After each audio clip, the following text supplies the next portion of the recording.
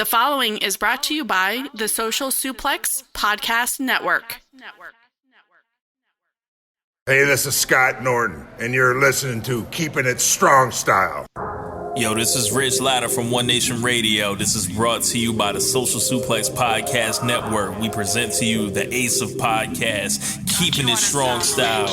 Let's go. It's the Ace of Podcasts, Keepin It Strong Style. Covering New Japan, they ready to hold it down. Jeremy, Donovan, and the young boy Josh.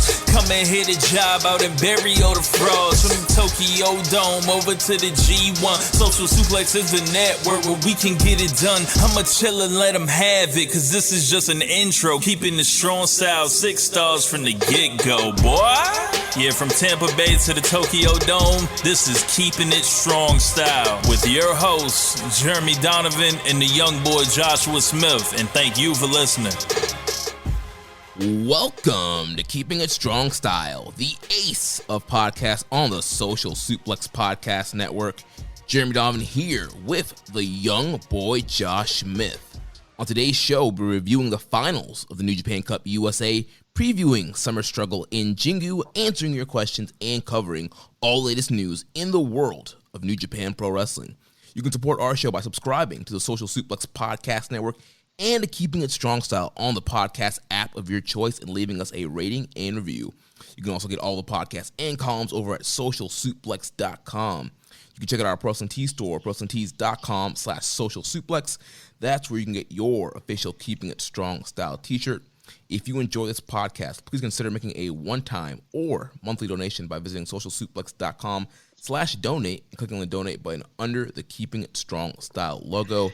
This week's episode is brought to you by Manscaped, who is the best in men's below-the-belt grooming. Manscaped offers precision-engineered tools for your family jewels. They obsess over their technology developments to provide you the best tools for your grooming experience. Get 20% off and free shipping with the code SUPLEX at manscaped.com. That's 20% off with free shipping at manscaped.com and use the code SUPLEX. Young boy, how you doing, man? I am doing pretty good considering. What's going on with you, man? Nothing much, man. Just happy to be here once again, hosting the longest running weekly episodic New Japan Pro Wrestling podcast on the internet today. That's actually that's 100%, that is 100% a fact. Oh man. There might be some other podcasts out there that cover New Japan as a side thing, but they're not exclusively dedicated to New Japan the way your boys are. So, yeah, absolutely. Yeah, this is episode 143, 143 weeks. We haven't missed an episode yet. I have. Well, you have too. I've missed one, but I mean, we've had a Keeping It Strong episode every week, regardless of one of us have been missing or not. Jeremy had to take an exotic vacation to Alaska. I'm not trying to steal Rich Craig's gimmick here. Yeah. Anyway, so, man, what's this new chair gimmick you got? Yeah, I got a new office chair for my birthday. I used my birthday money to get this because this whole time, I've been working from home since the end of March, and I've been sitting in these, kitchen chairs that we have here, and they're super uncomfortable after, sitting there for 8 hours, and my back has been all jacked up. So went ahead and got me this fancy little office/gaming chair here. And let's be clear here. This isn't a bit. We're not doing another advertisement. I'm genuinely interested in your chair here. So I mean, I think that I'm not going back to the office until maybe January, but they're saying maybe not even then. My company's being pretty conservative on this stuff, and they're like, "Yo, we might not go back till there's even a vaccine." And by vaccine, they mean a real one, not the Russian one. But yeah, so I might need to get myself a chair also. I mean, this one right here, how much set you back? Was it super expensive? Not really. Is it worth it? Yeah, so far it's been worth it. Yeah, I mean, I got the recommendation from our good buddy Rich Latta here on the network. It's the same chair he's got. Yeah. What's it called? I forget the name of the brand. I'll have to look on the Amazon and send you the link. I've got all my Trump bucks stored up. I never really spent them, so maybe I'll treat myself. I don't know.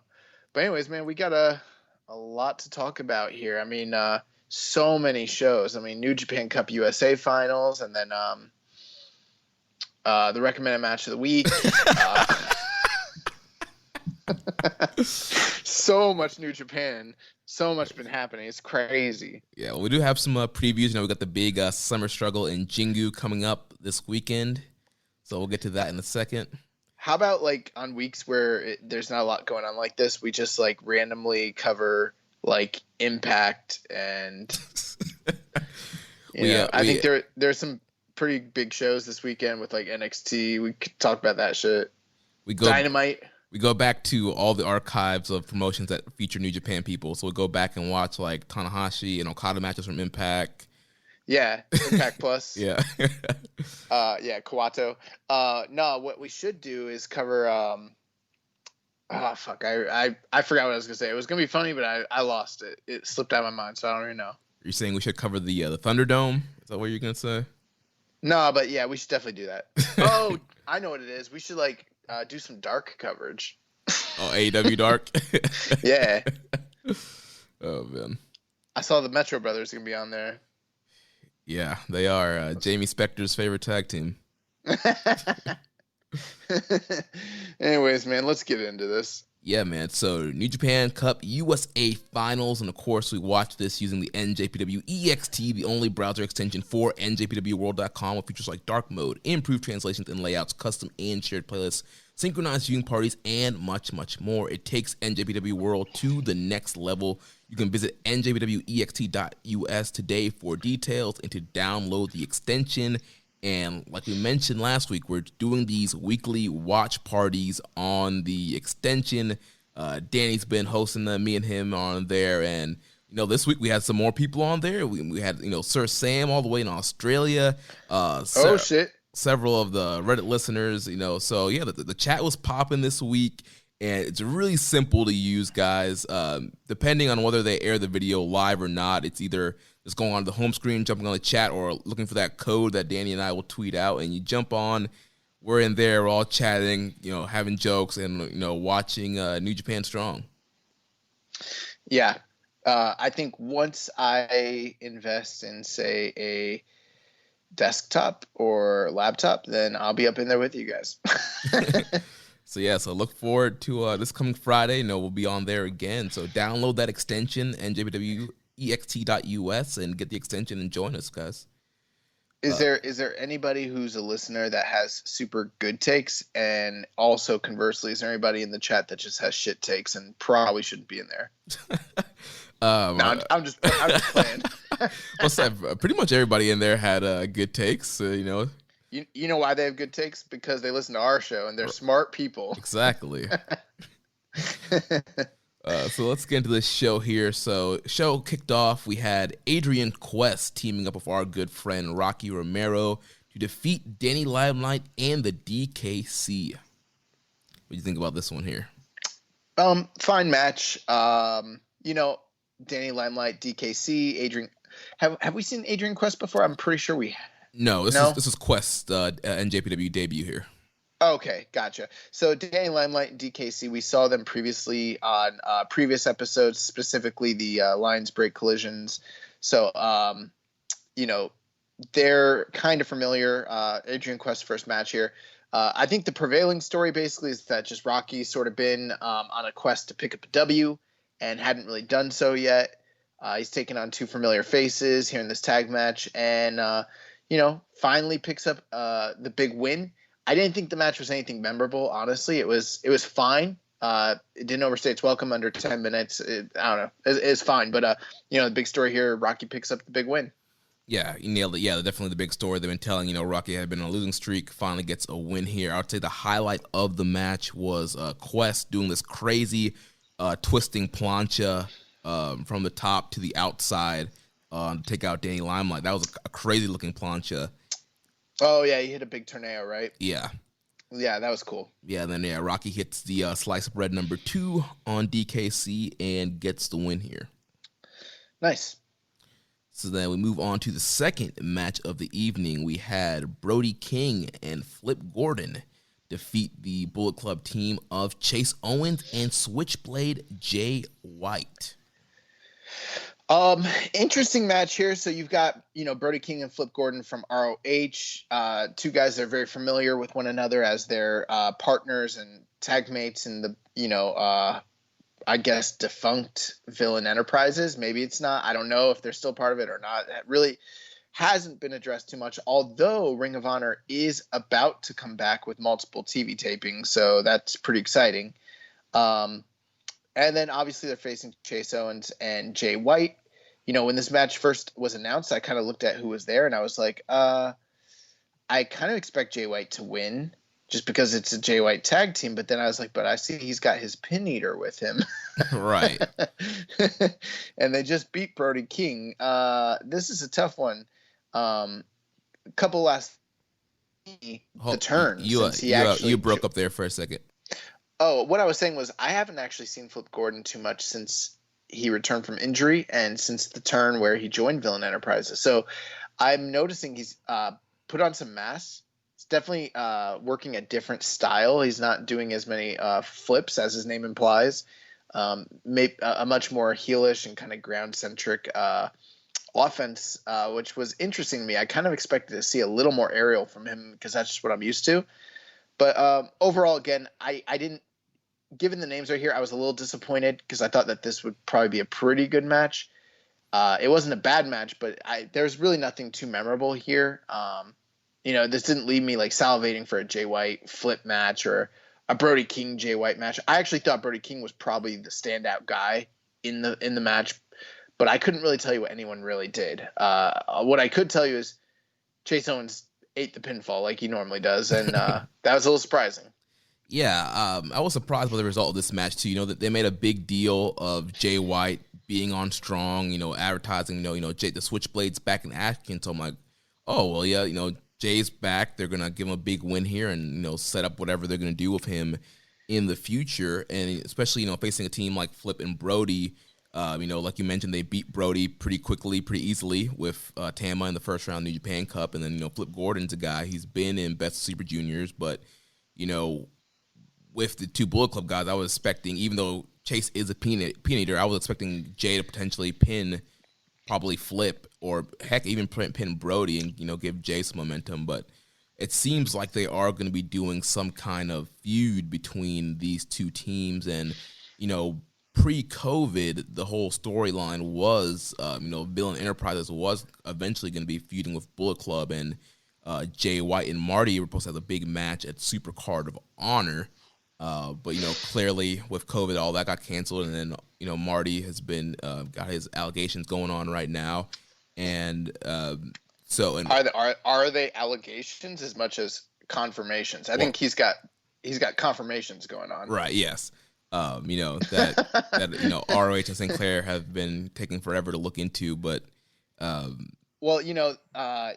remember they were supposed to look into that Jay Lethal shit like years ago, and we never heard anything back about that shit either.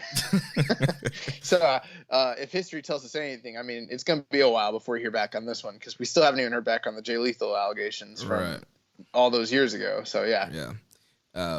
But yeah, it seems like they're trying to continue the direction they were going and having these guys feud with each other. From what I can understand and based off promos and stuff, it seems like Flip and Brody are not a part of, you're not calling themselves Villain Enterprises anymore. It actually looked like Flip's gear, like he had tape covered over Villain Enterprises logo on his gear. That's what it looked like to me. I mean, I would if I was him, right? Yeah. So a couple questions here. I noticed that, Jay White was wrestling guys from Villain Enterprises, and I had known previously that we were supposed to get the Marty Scurll and Jay White match, but I never heard that was going to lead to any sort of long-term feud between these two factions. I mean, where were you? Who gave you the confirmation on that, or where'd you kind of hear that, or is that just something that you kind of figure they were doing? That's pure speculation on my point. Okay, because you said it like matter of fact, and I was like, I hadn't heard that. I didn't know that was happening. No, but it seemed like that was the direction they're going with. Because obviously with Marty, the time being Right. a booker, he was trying to, strengthen that relationship with NJPW and seem like there was going to be, this Bullet Club, Bill Enterprises, especially since Marty used to be a part of the Bullet Club, and there's a lot of great backstories they could have told with that whole feud and rivalry. My favorite feud of Marty's, going back to his Bullet Club days, was the time when he kept trying to body slam Fale because he wanted to be a heavyweight, but he couldn't. And I'm hoping they give us the big payoff on that at some point. But no, yeah, I mean, I think that you're probably accurate. I mean, if I had to take a guess here, I mean, I would much prefer a war between Villain Enterprises and the Bullet Club as opposed to a civil war within the Bullet Club that may or may not even happen. Right. But anyway, so fine match. It does seem like, based on the promos, that we're gonna see these some version of a combination of these guys in action against one another somewhere down the road again. I don't know if it's gonna be on Strong though or not. Yeah, I believe there was a post-match promo where I think Jay White called out Flip. And you mentioned Flip changing up his style, and I don't think it's so much to do with like the quote-unquote heel turn or whatever he is. I think it's injury. Yeah, a lot of injuries. He was on their Ring of Honor podcast, and I've heard him on Chris Van Leet podcast, and just talking about the knee injuries he's had, the elbow injuries he's had, and stuff like that. And so he is, toning down some of the flips and high flying, which is, like you mentioned, a little weird, especially for a guy named Flip Gordon. And every time we've seen him, that's kind of been the highlight for him, doing these kind of big, crazy flips and dives. He should do rebrand. He should just be Gordon. He should be Grapple Gordon. It works for guys in the WWE. You lose a part of your name, you become a bigger star. Apparently, I think that would help him out immensely. Yes. Just coming to the ring, Gordon. Yeah, you should give that a try.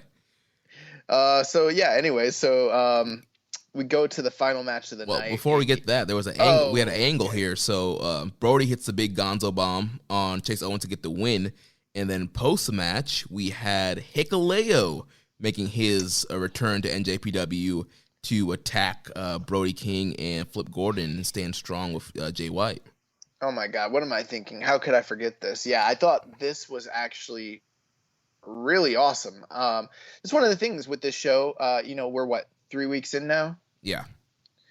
And we haven't really seen too many angles like this. And, during the first 4 episodes of the previous incarnation of the show, we were getting angles and things like that. And I was kind of like waiting for us to kind of see when we're going to see some of that implemented here. And this seems to be one of the first really big angles. Like, you get the post-match beatdown, you get the big surprise return of Hikuleo, which makes sense. He was spending time pre-COVID in England wrestling for Rev Pro and things of that nature. And now, because of the fact that we are here in Florida, we know, all the Tongan brothers are, the sons of Haku. They all live here. So it kind of makes sense that he'd probably find his way home and kind of be ready to participate in something like this. And I thought he looked great. He is someone that we've always strangely kind of been high on since his early, Young Lion days with the Bullet Club, when I think a lot of people have been very down on Hikuleo. I don't know if he's going to be a big star or anything, but I think there's a lot of upside to his size, his agility, everything of that nature. He's got all the tools. But I thought he looked good here. I mean, this wasn't a match, so it's not going to tell us everything we need to know about him. But, size for size, he's someone who can go toe-to-toe with Brody King. And that was a pretty awesome sight to just kind of see those two guys, kind of go toe-to-toe. And, I'm excited to kind of see what's going to happen down the line with Hikuleo and Brody King. I also think, given all the speculation about the Bullet Club, it's interesting because we kind of don't know where everyone stands, but it's interesting to see Hikuleo, who is obviously brothers with GOD members Tama and Tenga, show up and kind of make the big save for Chase Owens and Jay White, when some people might speculate, is he, Team Evil? Is he, what's the deal? Right. And yeah, we still haven't, Jay still hasn't addressed any of that stuff yet with what's going on Bullet Club and Evil being the leader yet, and so everybody keeps thinking there's these two sides and there's just Jay's side and Evil's side. But if that's the case, it definitely seems like the Tongans are going to be backing up Jay White here. Maybe. I mean, I don't know if Hikuleo speaks for the rest of the clan, but we'll see. I know he don't speak for Fale. Right. Yeah, man, we need to get. It's been a while. Like, we ran into Hikuleo back in the day. I think maybe it's time we call in the favors, if you know what I'm saying. Yeah, I ran into him a couple years ago. That indie show we saw, Haku versus Gangrel. Oh, what a match! That's one for the ages. Oh man, but yeah, let's move on to this main event here. So we had the finals of the NJPW New Japan Cup USA here with Kenta taking on David Finlay. Yeah, the prestigious New Japan Cup of USA, first ever tournament. And I mean, what a finals here. I mean, when you talk about your matches of the year at the end of the year, there's going to be a short list of matches. And on that list, you've got to include Kenta versus David Finlay, because what a war. Where were you the night when Kenta faced David Finlay? Yeah, I got this one penciled in as a strong style fight of the year candidate. Oh, absolutely. And because of the size of the guys, I'm going to go ahead and just make the call and list this as one of the junior matches of the year as well. So it's really good. Before we talk about this match in all seriousness, two things I wanted to point out. This is something that I noticed last week, and I didn't say it because you forget to say things when you're live on, recording. But Alex Kozlov is a terrible announcer. He's terrible. And the first week I thought it was just okay, but the more I'm listening to him, and here's how you know he's terrible, because if I think he's terrible, then he's absolutely for sure terrible, because I've said on the show many times that I don't notice you unless you're great or unless you're really bad. To me, the majority of announcers are just fine. Even if other people think they're bad, they're usually just fine. But you have to be really actively bad for me to be like, all right, this guy's not good. And I'm sorry, but Alex Kozlov is not good on this show. I absolutely agree with you. The first week, I thought, like you mentioned, I thought he was fine the first week. I really didn't notice. I know there were some people kind of jumped on him the first week. And I was like, he was fine. But yeah, ever since then, these last 2 weeks have been rough, especially this week. Yeah. Now, I will say that's not to say that he couldn't get better or grow into the role. He might be able to. I mean, it's not like the drizzling shits. It's not like, freaking Lanny Poffo territory just yet. But it's been rough. And, Kevin Kelly is one of the best guys out there, especially at leading other people through, calling a match. And I've seen him work with so many English speaking talents who are not traditional broadcasters, Fale, Chase Owens, Jay White, you name it. Chucky T, Trent, Juice. Yep, all those guys. And this one, he wasn't really able to salvage it.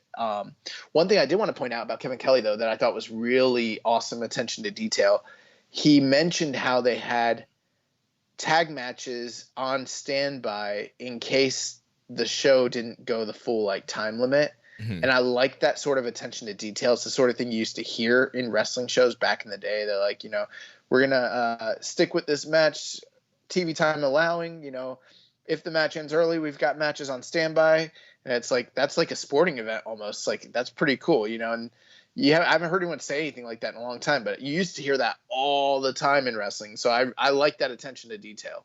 Yeah, that was pretty cool attention to detail. This week only had 3 matches compared to the previous weeks where we've had 4 matches. So it was actually kind of believable, this match could, and early, there's no time limit that, somebody can get knocked out quick. And then, they could throw on a special, tag main event or whatever kind of match. So, yeah, that was a pretty good call there.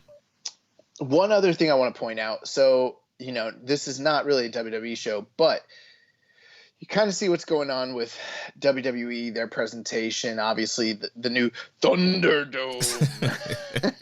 And there are other companies, too, that I could probably point out. I think, namely, the other one that's worth mentioning is maybe, say, Impact, especially since they don't even have an audience.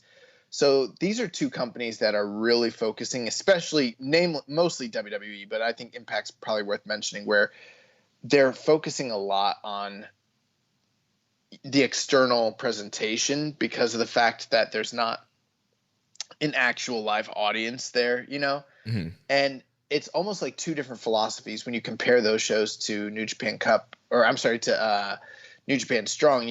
With New Japan Strong, you've got extremely sports-centered presentation. Like, yes, they do have a nice setup, and yes, they do have some lights, and it doesn't look rinky-dink. Like, it's certainly recorded on some sort of stage studio or something of that nature, but the lights are dimmed.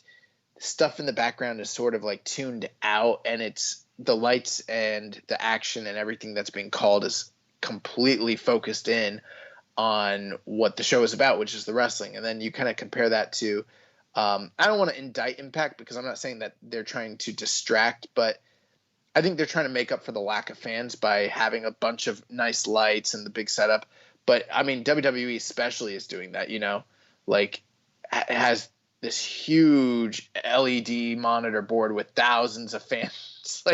And they've got I was just, before we started recording the show, I was watching Drew McIntyre go out there, and they got flames literally coming out of the crowd and laser lights. It's the craziest shit you've ever seen. I was like, this company is really doing all this work just to distract from the wrestling. It's completely different, philosophies on the presentation, during this pandemic and COVID era. And I appreciate what Strong's doing, because even if I don't love the fact that there's no fans there and everything, I find it much more appetizing and palatable to just watch a show where the wrestling is being focused on a sport as opposed to this circus almost. It's crazy. Right, yeah. It definitely brings your attention to what's actually going on in the ring. You allow the wrestlers to tell the story in the ring without all the, bells and whistles. And, New Japan's always really been good about focusing on the in-ring part of wrestling and telling that, kind of sports-based storytelling. And so, yeah, I think not having all kinds of distractions and screens and piped-in noise definitely helps you focus in on the actual match. Yep. So, thoughts about this matchup here? I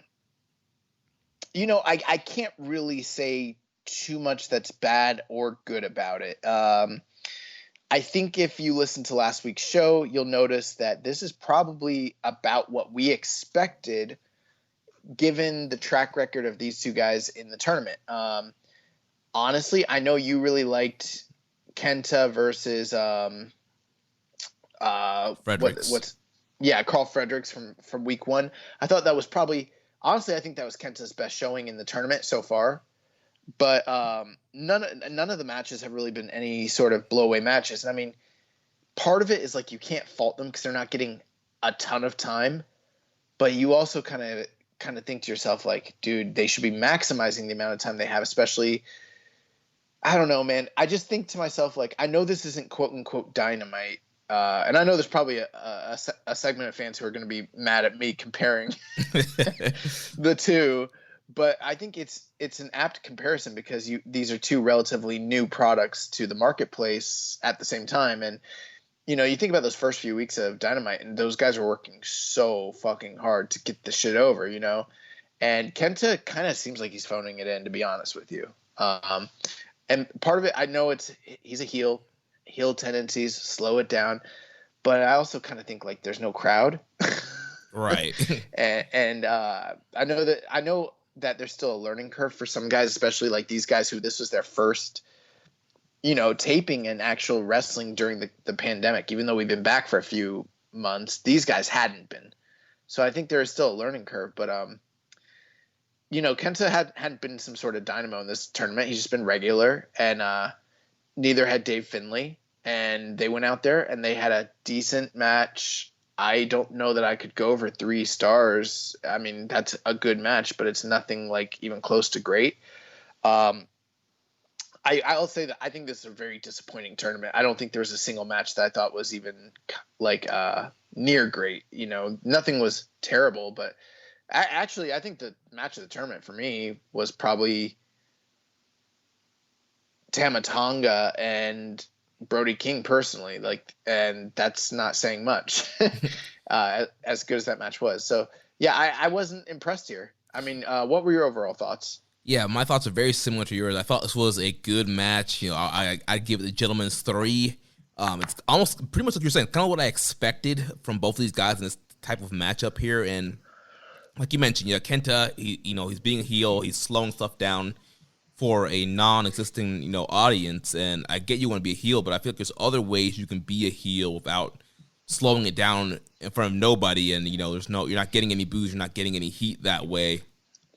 And like you mentioned, this is a new show, NJPW Strong, first New Japan Cup tournament in the USA, big deal, guys going to get a shot at Jon Moxley in the future.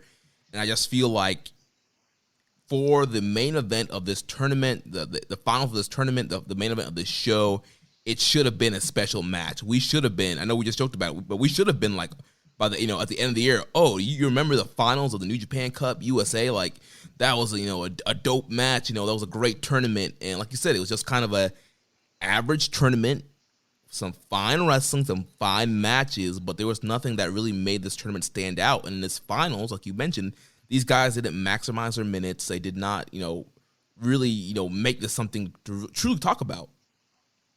In other years, this would have been the kind of match where people at the end of the year, like, say February, March of 2021, they're like, hey, just started watching at Wrestle Kingdom. What were some of the underrated or forgotten matches of the year last year? And then people will be like, oh man, Kenta versus Dave Finlay. That's like an underrated gem. To me, that's what this could have been, given the names that were involved. Right. Like, even if it was truly great, I don't, there's always that kind of bias. It like when Juice has really good G1 matches and no one mentions how good they are, Right. And then when people are like, what are some of the underrated gems? Then like, oh man, Ishii and Juice from last year was like incredible. That's what this could have been. It kind of reminds me of like, I don't know if they're going to end up doing this tournament again in the future. Who knows? But let's say they do, and let's say years from now, people are going back and looking through the tournaments. This is like Royal Rumble 1988. Like, have you ever watched that first Royal Rumble? Yes, I have. Yeah, it sucks. Yeah. And like this is going to be remembered as like New Japan's like version of that. Like, they're like, oh yeah, it's a great tournament, but that first tournament, man. And I mean, there are things going against it. These guys hadn't wrestled in months. It was happening all in one day. So they're Kenta and Dave Finlay both wrestled like 3 times during this recording. Again, no fans. There's just a lot kind of working against it. Plus, I don't know how important it really felt to either of them, to work in front of nobody on a sound stage for something that's not even really on cable in the US. It's only on, the website, but they're really putting a lot of promotional material behind this and trying to hype it up like it's a big deal. Maybe they should have been given more time.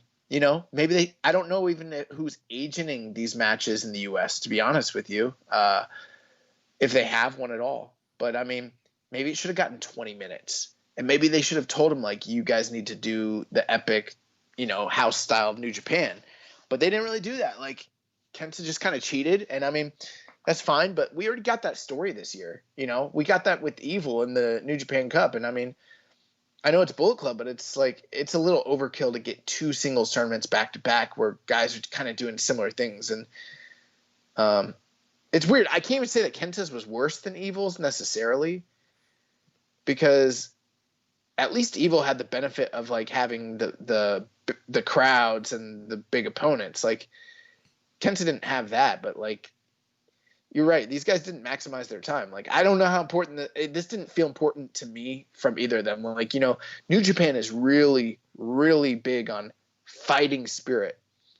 I didn't see fighting spirit from either of these guys. I didn't see Dave Finlay put on this great effort in Lost that endeared him to me, or Kenta, be a dick, but at the end of the day, show he could really go. It just was a standard. It felt like a house show match. Yeah, absolutely. And I get, not wanting to work super hard in front of nobody. You don't want to risk, getting an injury on an empty arena show. I get that. But at the same time, like like you mentioned, they're putting a lot of promotion behind this show. It's, the finals of a tournament. It should be a big deal.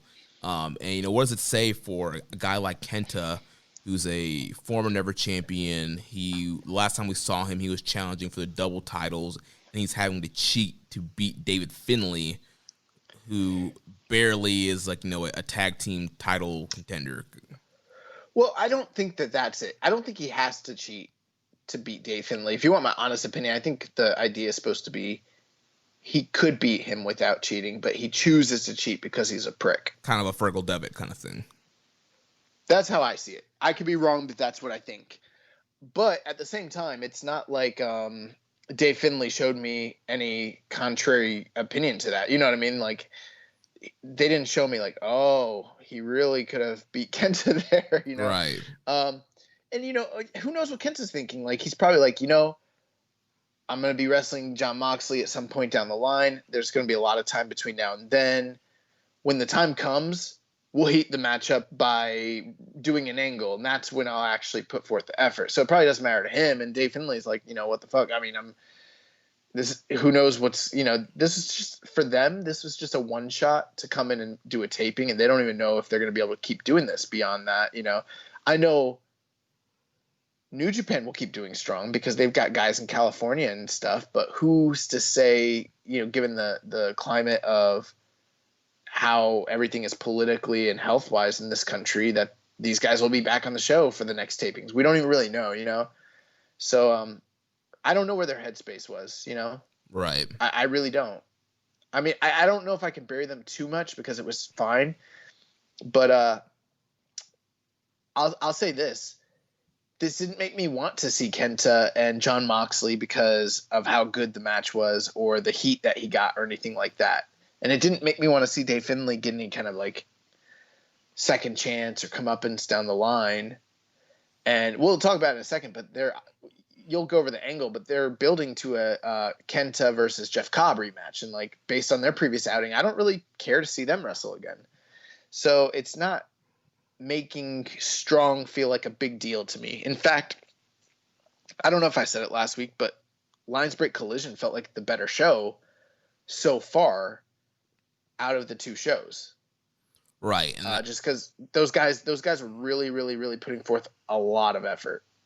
Yeah, I think the difference there, with Lions Break Collision, I think they kind of had a beginning and a destination. Like, they knew it was only 4 weeks and we're building to this Fredericks Cobb program, and the show is kind of resolved around that. You kind of have this kind of an end point, and with New Japan Strong, it's kind of a weekly show.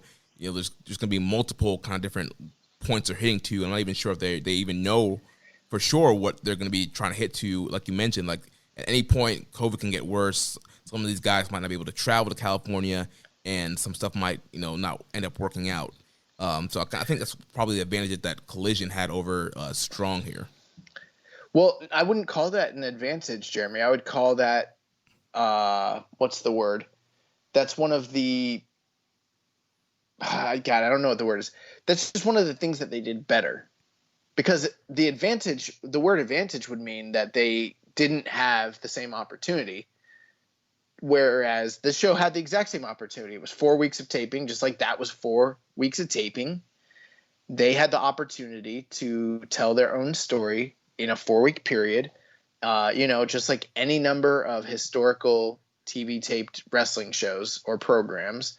So I wouldn't even call that an advantage. I would say that that's what they were superior at doing. They told a better story in a shorter, in the same amount of time. And this show tried to do something similar and didn't really pull it off to the same degree. I love aspects of the show. I love the presentation. I like the graphics. I like the look of it. I like the wrestlers. I like some of the matches, but I'm not engrossed week to week by this show whatsoever. I think the only truly great match they've really had was that 6-man tag from last week. I know it's only 3 weeks in, but this feels, and I know it's going to be weird to say, but like this almost feels comparable to like AEW Dark right now, as opposed to something that should be competing for my attention with, say, any of the other big shows like Dynamite or, Raw or SmackDown or NXT or whatever. It doesn't feel like that right now. Right. It definitely is coming off like a B show right now. And it shouldn't. I mean, Lions Break Collision didn't really feel like a B show to me. It felt like one of the best shows of the year, honestly. And I don't think they've quite picked up from where they left off with that just yet. Right. So how this match concluded, Finley goes for the Prima Nocta. Kenta shoves him into the ref, hits him, kicks him in the low blow like he did to Cobb to win that matchup. Ref gets back up. Kenta only gets a 2 count off the low blow. They trade some European uppercuts, and Kenta eventually gets him up for the GTS and gets the win here. He gets awarded a trophy. He gets the U.S. title briefcase as his reward. He then called out Jon Moxley, shouting, "Where's the Jon Moxley?" And what's he doing? And he's saying he is coming for the current IWGP US champion. Then he switched to Japanese and reiterated what he said in English. And then Jeff Cobb comes out and attacks him, tries to suplex him. Kenta powders, and Cobb grabs a briefcase and stares at it. And looks like we're getting Cobb versus Kenta for the briefcase. Yeah, the rematch everyone's been clamoring for. I mean, we got some questions here. From Stone Cold Bob Saget, he asked, Alex Kovalev looks like an asshole. That's my question. I can't really say that that's the case. In fact, I've always heard from anyone who's ever brought Alex Kovalev up in any sort of non-kayfabe sense, they always say he's a great guy. yeah, I've never heard anything negative about Kozlov. I mean, I don't think he looks like an asshole to me. This looks like a just normal dude to me. So, to me, I'm just thinking like, I don't know, man. I don't want to say racist, but I mean, like, he just looks extremely like, Russian to me. And I mean, maybe he's got a bias. Yeah. Maybe he like watched Rocky IV too much. I don't know. Next question here from Viking Payne. What did you guys think of Alex Kozlov on commentary? I think he's been awful. Even Kevin Kelly can't carry him. Is there anyone available out there that you guys would like to pair up with Kevin Armstrong, or are you guys fine with Kozlov? And he also says, hear me out, NJPW Thunderdome. That's pretty funny. Yeah, if there was anybody I'd like to pair up with Kevin Kelly that's out there, let's bring in Don Callis. Yes, the golden announcer, Don Callis. Oh, man. I don't know, man. How about Jim Cornette? I hear he's not doing anything. Oh, my gosh. I honestly don't have anyone in particular that I can think of that I'd like to pair him up with. Although, I mean, Josh Barnett did a really good job on the previous show. Yeah, Josh Barnett was great. He's in California. I mean, Mav Gillis is out there. Heck, Rocky Romero, I know he's wrestling a lot now, but he's not in every match. Maybe on the shows that he's not on, he could be in the booth. I think the thing with Josh, though, is ever since he tried to fight Jay White. Jay White, like they didn't really like that, I mean, we're seeing Ring of Honor guys. You can bring in Caprice Coleman. No. What? I don't think Caprice Coleman's good. I think with Kevin Kelly, he's good. I don't know. The last time I heard Caprice Coleman, I thought he was better than he had been in the past. But generally speaking, I don't really like Caprice Coleman as a commentator. There's Ian Riccaboni. He's great. They could have brought him in for these tapings. Although, it's tough when you have two guys that are really good at play-by-play like that. Right. You need a good color guy. And, I think that's the thing. I don't know. We're just throwing names out there, though. Hey, who knows? Alex Kozlov. Nigel McGuinness, they furloughed him. So let's bring McGuinness in the fold. But furloughed doesn't mean fired. Right, but I think it's past the point now where I don't know if they're going to bring him back or not. But he's like tied to like NXT UK and shit. Like, I don't know. I'm just saying, if WWE's not going to bring him back, let's bring McGuinness in. Maybe. Yeah. As far as NJP Thunderdome, that's a hilarious joke, Viking Pain. I really like it. Next question from Grunty Dodds. He said, are you guys really sick of the ads for the NJP Collection app too? Why is Will Ospreay so nervous to use it? Is it just a game, not a woman accusing him of misconduct? You know, what's funny? I don't know what they're advertising for that, like, magic sponge that what's it called? Do you know the name of that? I forget now. That weird. Dude, I love that ad. The ad where, why are you laughing? It's not a joke. Cause that ad's like so goofy. Bro, it's just like an anime. Everything about it looks and feels like an anime, like with freaking Carl Fredericks talking about how cool the like thing is, and like Clark Connor's just like I love that commercial. I think it's so good. It's completely, you know, anime inspired. Everything about it. It's awesome. But yeah, I don't really like the Will Ospreay card game app commercial too much. Yeah, so honestly, you know, I really haven't like focused in much on the commercials because when I'm watching the shows, You skip them. yeah, I'm usually watching them. You know, the Japan shows, I'm usually watching them after they air, and so when they go to the intermission to clean the ring, I skip through the commercials. But this week, I try to. this week on Strong, they aired the show live, which was weird. So obviously it's a taped show, but they put it on like it was a live video. So if you're watching it live, you couldn't skip through the commercials this week. See, I watched it a day or two later, so I didn't know that. I was thinking that they were going to air this thing live, and in fact, I think they should be. If they're like, it's airing, quote unquote, at 10, then I don't think they should put up VOD. Personal. That's my opinion. Right, yeah. If you're going to put it up VOD, just throw it up at the beginning of the day and just let people watch it whenever. No. The show airs at 10 p.m. Eastern. Right. It needs to saying. be aired at 10 p.m. Eastern. That's what I'm saying, yeah. So if it's going to be airing at 10, then air it live. But if you're not going to air it live, what's the point of throwing a date on it and just throw it up VOD and just let people watch it whenever? Okay, I agree with you, because you said throw it up VOD and just let the people watch it whenever, and I was like, no, it needs to go up at 10. Right, if you're going to advertise it as 10, because the very first week, even with Collision, the very first episode, like I'm there at 10, I'm like, all right, where the heck is the live, you know, banner button, Right. and you have to keep refreshing until it pops up on the VOD. Agreed. Yeah, I didn't like that.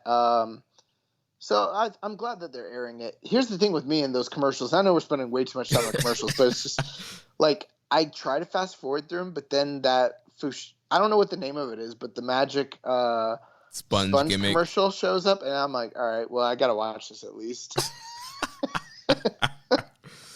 It's so funny. Like Carl Fredericks keeps telling them how cool the sponge is, and Clark Connors is like just being weird and goofy, and like, yeah, it's great. I love it. But yeah. So this is funny. Next, and a woman accusing him of misconduct. Oh my god. Speaking of Will Ospreay, he wrestled last night at Red Pro Epic Encounter. Yeah, he was in a tag match. Heard it was a pretty good matchup. I heard it was good. I heard the women's match with the main event was better. Yeah, I heard good results. Actually, I heard a good result for the whole show altogether. But yeah, I heard the main event was pretty good as well. So, last question here from. Oh no, we got a lot of questions. My God. Okay, that's a good problem to have. Rambo and Slam Pig. He asked, "How great was it to see Jay White back in action, considering how long he was on the shelf? Is it surprising that he seems to be not too rusty?" And, you know, it was good seeing Jay back, and you know, kind of like we mentioned last week, kind of bringing that, you know, star power of having, you know, that main quote unquote main roster guy, you know, on Strong. Yeah, he looked in great shape, but you know, he just had a regular match. So yeah, I agree. But I didn't think he looked great. I didn't think he looked bad. I mean, he didn't do a lot in the match, which was fine. Again, I want to go back to because this is a point I wanted to make earlier. The one question I had about him losing, I understand that, like, you've got 3 stars there, you know, 2 from one brand that are perceived as big stars, and then 1 from the other brand, and then you got Chase, who is a designated pin eater. So from a traditional New Japan perspective, it does make sense to beat Chase. But it doesn't make sense from a Western perspective to hype up Jay White and bring him on the show, to have his team lose. I don't think it at all hurts Jay White or anything like that, but it also doesn't really help anybody. You know? Right. I feel like they should have built to it better. Like, Jay should have won a singles match, and then you do some kind of angle where he, like, runs into Flippin' Brody in the backstage, and that sets up the tag match, and then, you know, Flippin' Brody could beat them, and then that sets up the one-on-one match with Flippin' Jay. Yeah, and who knows? We'll wait to see how it plays out. Maybe this is leading, like, you know, like the promos indicated, is something, and maybe they'll build from it. But it just seemed weird to, like, hype up one of your biggest stars, you know, on the one of your first few episodes of the show, and then on his first appearance, his team loses, and it just seemed kind of lackluster. I didn't get that, but yeah, it's fine. He also said, I like that more indie and Ring of Honor guys are appearing on New Japan Strong to mix it up, but I hope they don't stray too far from giving the Young Lions time to shine. Is there any program or match between an LA Dojo Young Lion and a more established wrestler that you'd like to see on Strong? So I think it'd be interesting if they did, you know, Carl's been talking about, you know, this, you know, kind of wolf pack, and why can't the LA Dojo, you know, be their own faction? I think it'd be pretty cool to do like the LA Dojo Young Lions versus like Bullet Club. And so you have like Carl Fredericks, Connors, and, you know, Coughlin, you know, trying to fight off like Jay White from taking over their quote unquote territory. I guess my big question with this, and I hadn't given it too much thought, but you bring up some great points there, Rambone Slam Pig. What is the purpose of all this in light of the Young Lions? Because the traditionalist in me says they should never win, you know? Right. But this LA dojo has been anything but traditional. You know, they've kind of strayed away from some of the traditions that you see from the Noki dojo. So I don't know, man. It's like they're supposed to still be in training, and with them still being in their developmental phase, still learning, the regular thing here is that they're supposed to be getting beat. You know, they're not supposed to be winning matches. The problem with that is you've got a lot of independent guys who are not regular roster members of New Japan. And do you want those types of people regularly beating, you know, Clark Connors and Alex Coughlin and stuff like that? I think it's a tough conundrum if you really think about it from a booking perspective. Plus, I don't know how much input or involvement Gato really has with this project. That's another thing to kind of consider. I mean, we know he's a long-term booker and storyteller, and I mean, we've kind of wondered in the past how this plays into the greater canon of New Japan. And I know they might be somewhat quote-unquote hands-off with the product. This is almost, in a sense, it feels sort of like New Japan's NXT. Yeah. To a certain degree. You know, it exists on its own, but it's still part of the overall quote-unquote brand or universe. So it's not like Vince is booking how guys – well, maybe he is now, but back in the day, you know, he didn't book how Kevin Owens was going to be used, but at the end of the day, they still wanted them to be ready when they called them up, you know? Right. And I don't know if that's how it's going to be between Japan and America with these brands, or if they're going to share the guys back and forth on tours. I mean, I don't know. I mean, Jeremy, given some of the things I've brought up, what do you think? You know, not just answering his question, but answering some of the things, some of the concerns I have. Yeah, you bring up some great points there. You know, we have seen the past on some of these Lions Break project shows in the U.S. that Young Lions would beat some of these indie guys that are getting tryouts, or, you know, guys that are, you know, getting a look and potentially want to go into the dojo. And typically what we've seen in like Lions Gate project in Japan, you would see the Young Lions feuding with each other. And that was kind of the big hook. And, you know, you have the Young Lions Cup, and, you know, you have these guys having, you know, Yagi, Narita, and, you know, these guys having these big rivalries on that show, and kind of culminating to a big, like, final blow-off where somebody finally beats the other one. And I think that would be cool to have, but I know Coughlin is injured right now. Fredericks is now graduated, so technically Connors is the only, you know, active LA Dojo guy that's considered a young lion right now. And, yeah, I don't know what they're going to do with him going forward if you have him face off against indie guys and get some upset wins, or does he just keep, doing the traditional role and face a Jay White and lose? Well, now I'm giving it some more thought. I'm like, well, we've seen some guys go out and then have feuds and be in programs. But then the more I think about it, I'm like, you know what I'm thinking of? I'm thinking of excursions. And this almost feels like an excursion because it's away from the standard New Japan proper shows over in Japan. But then the more I think about it, I'm like, you know what? You brought up some good points about Lions Break, but you know what? This is not Lions Break. This is supposed to be something different than that Collision show, which was focused on the Lions.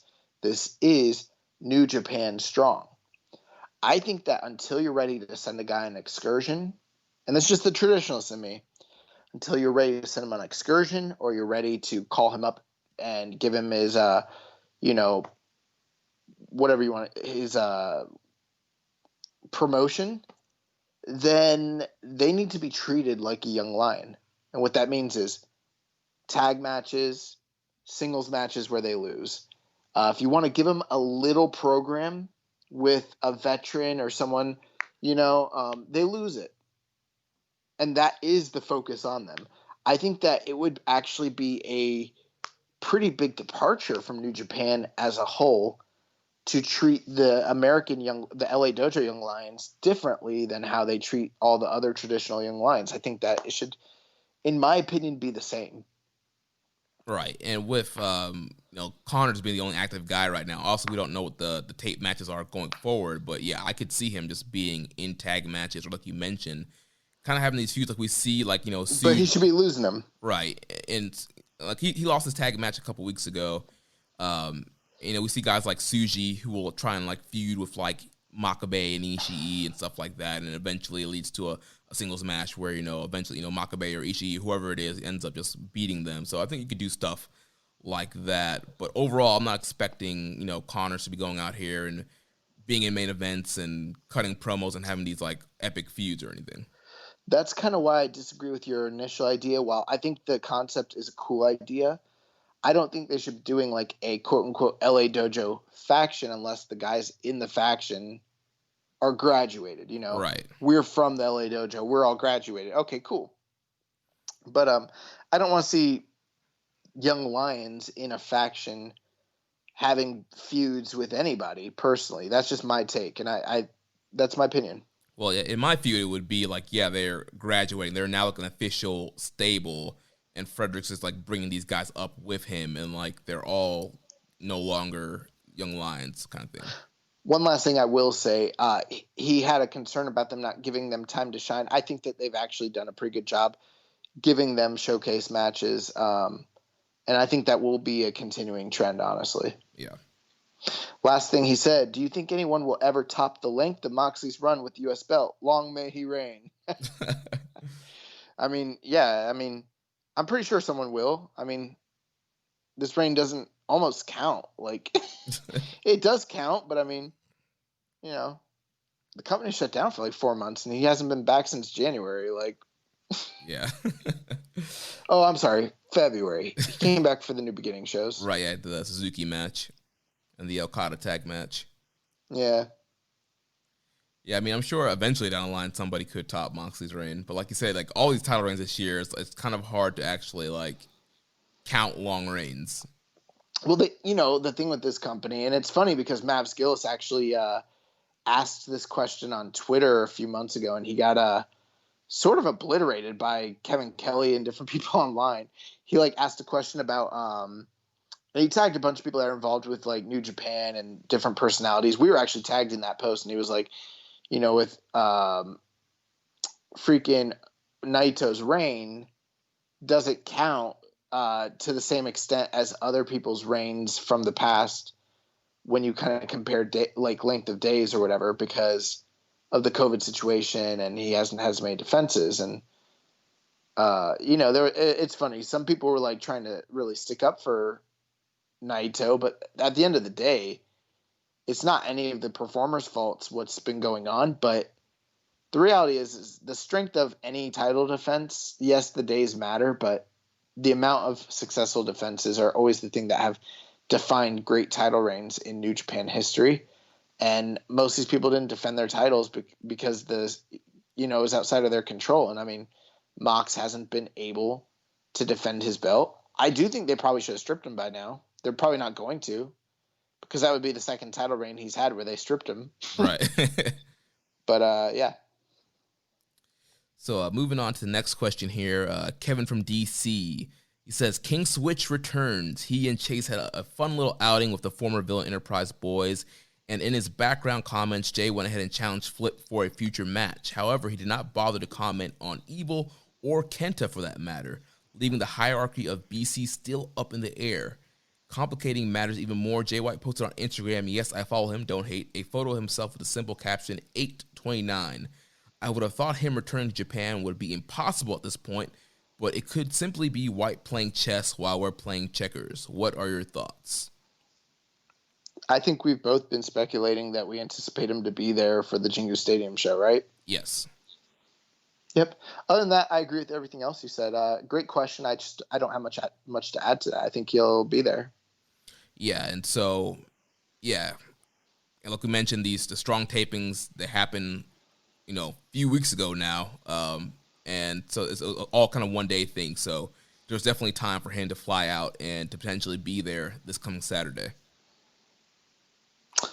Josh McLaughlin asks, other than Kenta, obviously, who has the best hair in New Japan? Well, I'm not sure I could, consider Kenta's on the best list right now. But I mean, is there anybody better than Tanahashi? It's the Ace. Come on.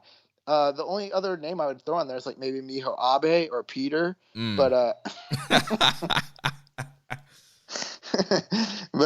I mean, the Ace got the best hair of all time ever in the history of humans. Oh, bro, so funny. This past week when Pat McAfee wrestled what's his name, Adam Cole, and he cut a promo and he was like, I have the strongest leg in the history of humans or legs in general.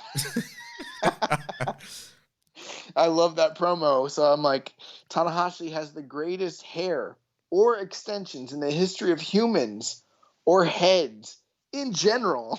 Like, who's got better hair than the Ace? Nobody. Right. There was that kind of awkward phase where he cut it for My Dad's a Heel Wrestler and that kind of weird, like, growing back out phase. Bro, Tanahashi on his worst hair day is better than anybody else on their best hair day. Let's get real. Come on. Yeah, I'm just saying, if you want to find a down. No, I'm fucking offended. It's getting me heated. I don't like this shit. So for next week on Strong, they're going to be starting the Fighting Spirit Unleashed tour. And so I'm guessing these Strong shows are going to have, themes going forward. So obviously the first few weeks, the theme was New Japan Cup USA. So I guess, going forward, everything's going to be Fighting Spirit Unleashed. Oh, I like that. That's cool. That's a cool concept. That actually kind of stays in line with traditional New Japan, and that's something unique and different from, what you see with a lot of the Western companies. I mean, we've seen some like quote unquote special shows from companies like AEW this past year. They had like the Bash at the Beach and the Jericho Cruise and Fyter Fest, and I kind of like that they do stuff like, what that reminded me of was like when Raw and SmackDown, when they had exclusive pay-per-views. Right. And so there was like the off time where, like, let's say in June, SmackDown's running a pay-per-view and Raw's not. So you get a quote unquote pay-per-view caliber card from Raw one of the Mondays. Right. The last Raw of the month would quote unquote be like the pay-per-view for Raw. Right. And that was always great that they did that. And I liked that. So I think that would be kind of a cool concept to sort of like, they're having the Fighting Spirit Unleashed tour, and maybe everything's building to that final show, which is kind of what they're already doing with the show. So I like that idea. Yeah, so I'm going to guess possibly we're going to see Cobb versus Kenta for the briefcase at the finale of this upcoming tour, and then it'll probably be Jay White and Flip probably on that same card or on the second to last card, or however they're going to build that maybe. Maybe we'll get Hikuleo and Brody King. And Brody King. You skipped Kyle Martin's questions, though. Oh, well, because they were not related to that topic. I forgot they were supposed to go to the other questions at the bottom, so I cut that. Oh my God! And pasted that here while I was talking. Well, you brought up the bot because while you were talking, I cut it and pasted it down at the bottom. Well, it didn't update for me, man. I mean, I can't see this. But anything else on Fighting Spirit Unleashed? No, that's it. It was one other thing kind of related to Strong that I wanted to mention was the Jon Moxley interview that happened on Wrestling Observer Radio this past weekend. John had a lot of comments about his run in New Japan, which some I tweeted out on our Twitter account at KI Strong Style. Yeah, man, you did a fantastic job tweeting those out. I haven't gotten a chance to listen to this yet, but I mean, a lot of people really liked the brief recaps that you. The way you just kind of encapsulated some of the important talking points that were covered on that interview. I can't wait to actually listen to it this coming week. Yeah, and so Viking Payne asked for our thoughts on the Moxley interview on Wrestling Observer Radio. I thought it was a good interview. Moxley's such a cool guy and so down to earth and just calls it as it is. And all of his interviews, post-WWE have been great. And this was another great interview. And I'm glad that Dave asked a lot of New Japan questions just to not focus on AEW.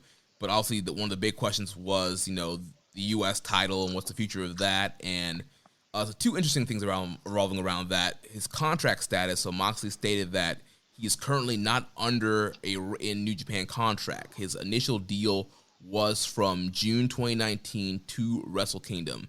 But after that, they've kind of went into a verbal agreement. Mox loves wrestling in New Japan. As long as they keep having good opponents for him, he still wants to go back. And so they're kind of under this verbal agreement right now that whenever they have a match for him, he would go and do what he needs to do. And then it's revolving around the U.S. title and the winner of New Japan Cup USA. He did say that there will be a match, that they're working on it right now. You have to know when or where it's going to be, but they're working on it. Great. Well, that answers some of our questions and concerns. I hope we do end up getting a match, whether it's Kenta or someone who defeats him for the briefcase. Looking forward to it. So, although I will say, I was really looking forward to the prospect of Mox and Zack Sabre Jr., and it seems like that's kind of not going forward, which kind of sucks. Yeah, that was definitely one of those matches that they were building up there before the pandemic hit. So before we move on, we got to put over our partners here at Manscaped in their Lawnmower 3.0. And we still have this great deal going on for you guys. So the next 4 people who purchase something from Manscaped and use our code and email us proof of purchase to socialsuplex@gmail.com will get all out.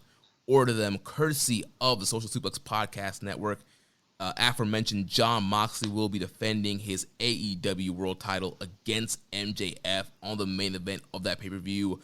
Former IWGP Intercontinental Champion Le Champion Chris Jericho will be facing off against Orange Cassidy in the Mimosa Mayhem. All that's going to be a fun pay-per-view. You need to check it out. And why not get it for free by getting something from Manscaped using our code SUPLEX? You get 20% off and free shipping, and you're getting a free pay-per-view, and you don't just have to get the awesome Lawnmower 3.0 that we talk about every week. Any of their products you can get and use our code SUPLEX to get that discount and be eligible to get the pay-per-view.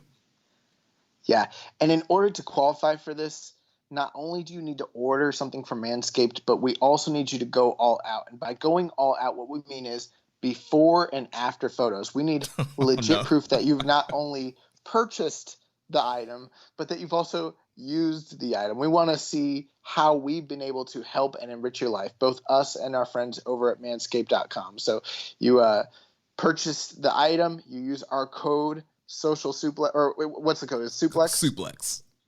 You use our code suplex, you get your 20% off, you get the free shipping, you get the pay-per-view, and you get to send us your before and after photos, and we will thank you for that. You can send those photos over to Caleb Baldwin on the Social Suplex Podcast Network. On Twitter, I believe it's at I am Caleb B. You can go ahead and my God. Send your I feel like you're doxing Caleb right now.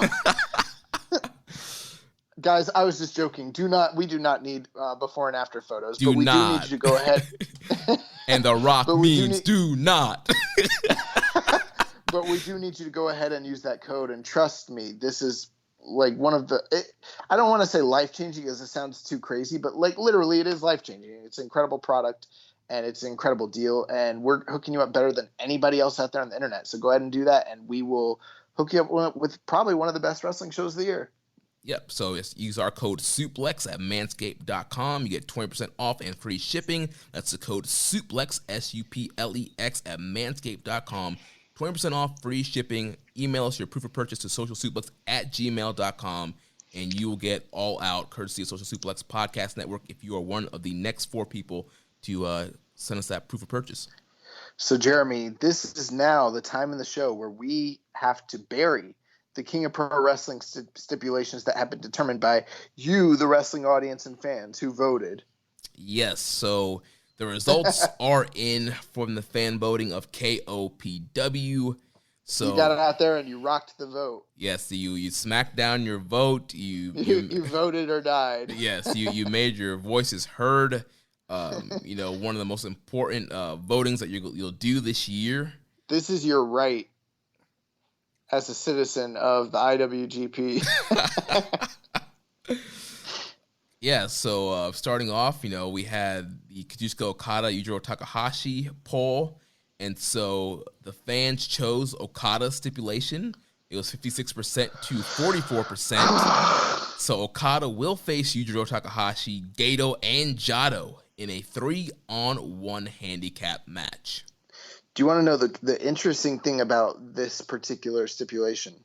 What? This is the one voting margin. I read about this online where there was an actual discrepancy between the U.S.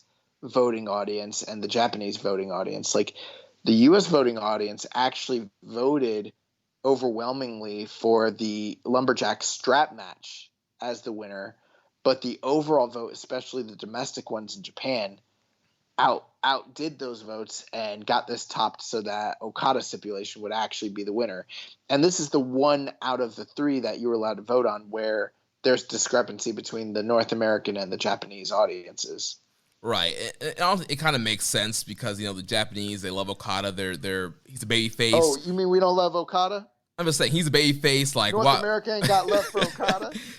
Quote unquote, in kayfabe, why would you, vote for the heel stipulation? And, why would you potentially want to see Okada get, whipped by a leather belt? I guess is the thinking there. Bro, why would you want to see Okada in a 3-on-1 situation? That's something that we didn't really talk too much about. That the more I've been thinking about it, a lot of these stipulations just don't make sense. Why would Okada voluntarily offer to be put in a 3-on-1 situation? Well, the logic, that doesn't. The logic there is Gato and Jado get involved in all the matches anyway. And he has to fight them off anyway, so why not have them as legal participants in the match instead of having to fight off guys on the outside? That doesn't make sense. What would make sense is they get involved anyways, so you and I are going to have a cage match and blow off our shit. Or they get involved anyways, so we're going to put them in a cage suspended above the ring while you and I fight. That's what really makes sense. What doesn't make sense is, oh, I want to be at a disadvantage. They're going to be involved anyway, so let's just give them free reign to be involved in the match, and now I'm at a 3-on-1 disadvantage.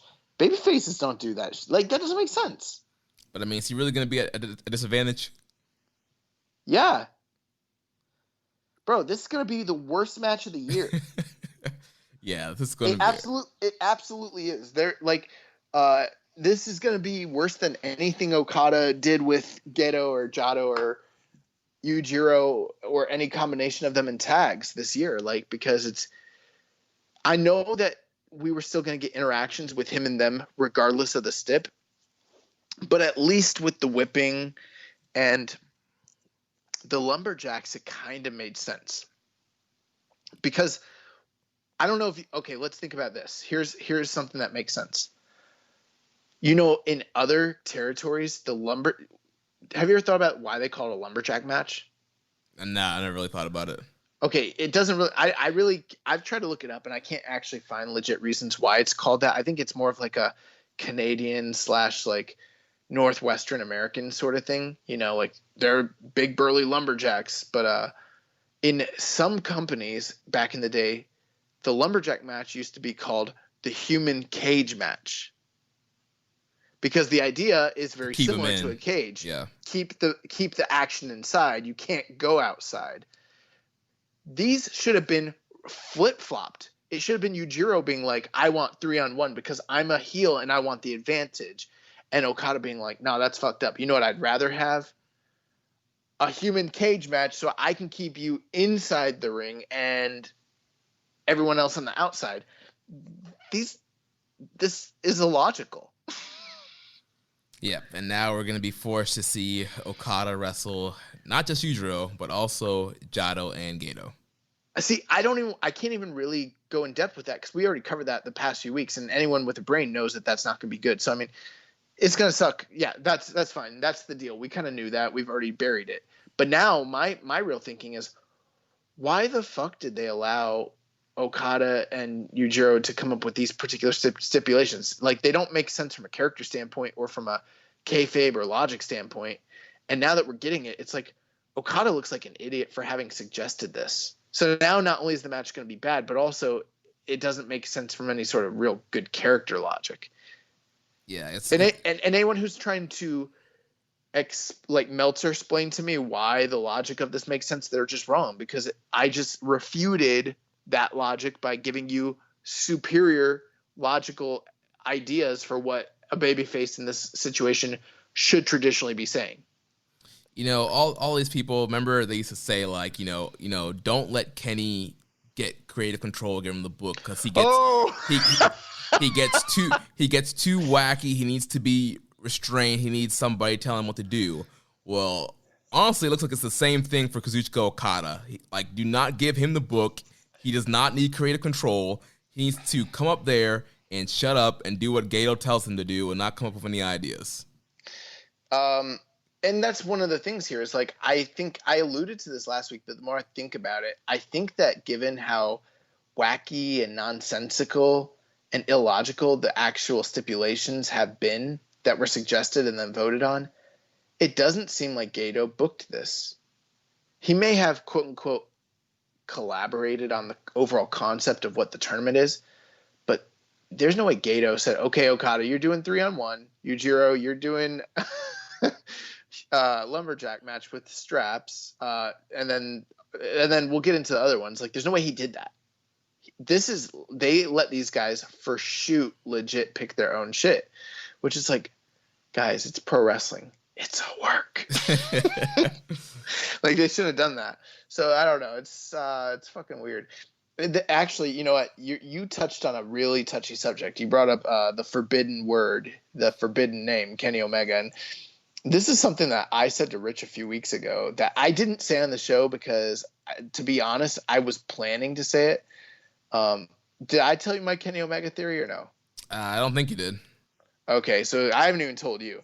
But me and Rich were kind of talking about this particular concept. We were also talking about some of the other, major things that have been happening in New Japan. And I was like, kind of complaining about how many diehard New Japan fans are defending a lot of the things that we've been critical of, And I said something to Rich that Rich died over. And I was like, you know what people need to do? They need to stop. And before they defend any of these things, ask themselves, and this is the new litmus test. And I wish I would have came up with this bit, say 4 weeks ago, but I'm doing it now. And it's funny that you just said what you said, because it's kind of along the exact same lines. The new litmus test is, before you decide if something is good, something that might be off the wall, before you give it a chance, ask yourself, how would I have felt about this had Kenny suggested it? Because I guarantee you that if Kenny had suggested any of these crazy, weird, sweeping changes that have been going on in New Japan, he would be getting buried the fuck off, and all these different things would be getting shit on so hard by people that didn't like him and thought he was westernizing the shit and everything that you just said. Dude, if Kenny Omega's like, all right, here's the deal. We're going to have a tournament. Kenny Omega PW. The Kenny Omega Pro Wrestling Tournament, the KOPW tournament.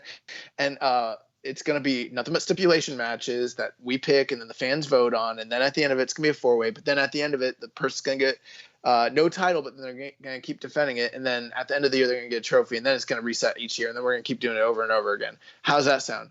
Bro, people would have lost their fucking minds if Kenny Omega ever said that. People lost their minds over the ladder match of Elgin. People lost their minds over the triple threat with Cody and Ibushi. They lost their minds over the match that he had with Cody in San Francisco. Yes, and I will tell you right now, there were things I didn't like. I don't totally disagree with all that stuff. You know, I'm kind of middle of the road here. Like, I love Kenny Omega, but I didn't love everything he did, and I didn't love everything he said on the mic and outside of the ring and everything like that. But I will tell you this.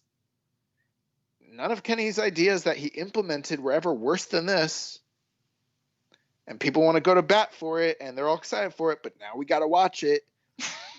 Right. And you guys got to eat your medicine. You guys got to eat your medicine and watch this shit along with us. And I'm telling you, like, people that were like, oh, you know, it's just give it a chance. It's something different. It's going to break up the blah, blah, blah. We already went in depth with all this stuff in the past. But, yeah, that's something I just want to bring up, you know.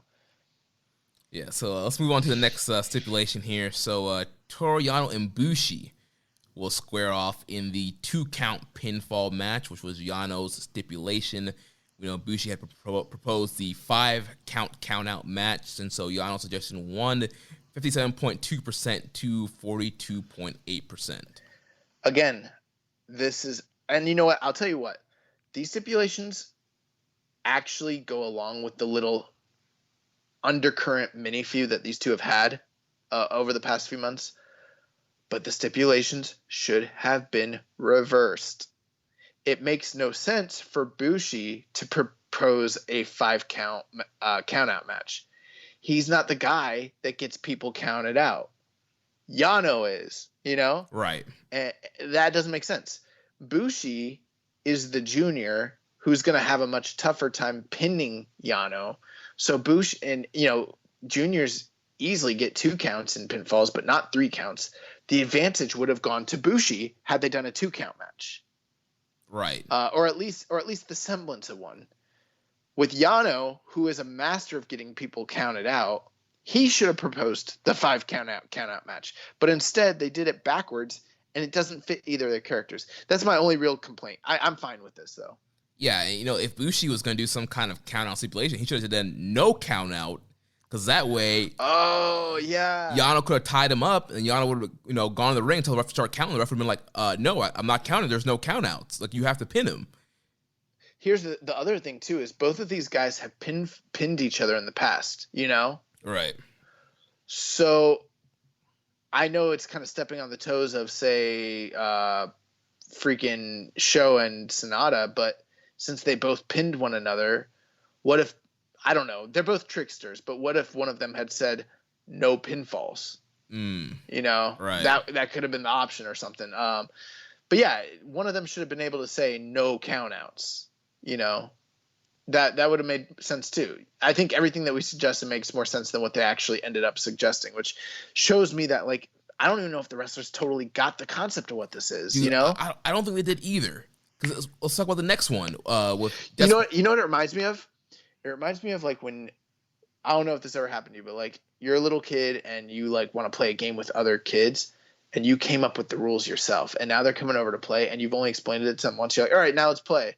And they're trying to do it, and you're like, no, you guys don't get it. And, like, it feels like that's what happened here. Okada came up with all the rules, and it was like his master plan. But then, like, the day of the press conference, it's like, all right, guys, here's what you got to do. And then they're like, the fuck? Well, let's look at the next one, and that goes to what exactly you're saying. So the next one was Desperado and Kojima. So Desperado's stipulation won 68.5% to 31.5%. And so it's going to be no finishers allowed, meaning Desperado's Pinche Loco will be banned and Kojima's Lariat will be banned. And this was Desperado's stipulation. But the whole build-up on the Summer Struggle shows was Desperado saying that he wanted finishers only because Kojima's Lariat sucks and that he's a knockoff Stan Hansen and that the Lariat won't work. And so that's why he literally said he wanted finishers only in the post-match promos. Right. And I said the same thing last week. The honest truth was I knew we were going to talk about this more this week, so I didn't want to do a whole elaborate, like, in-depth conversation about it just yet. But I was confused about that. I was like, this guy was completely and clearly building to the concept that we would be seeing a finishers only match based on his comments, based on, all his promos.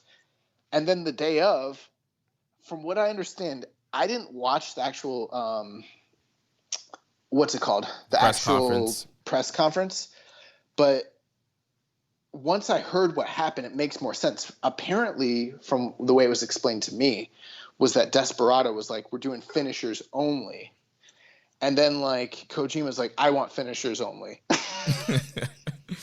And, like, Kojima didn't understand it. So then, on the fly, Desperado, who did understand it, like, had to change his mind and be like, all right, well, then I want no finishers. But it totally nullified the good work he had been trying to do to build up, this little feud within just a couple weeks to build for this whole thing. Right. So Kojima should have been the one that's like, no finishers. I'm going to prove to you I can beat you up without the lariat.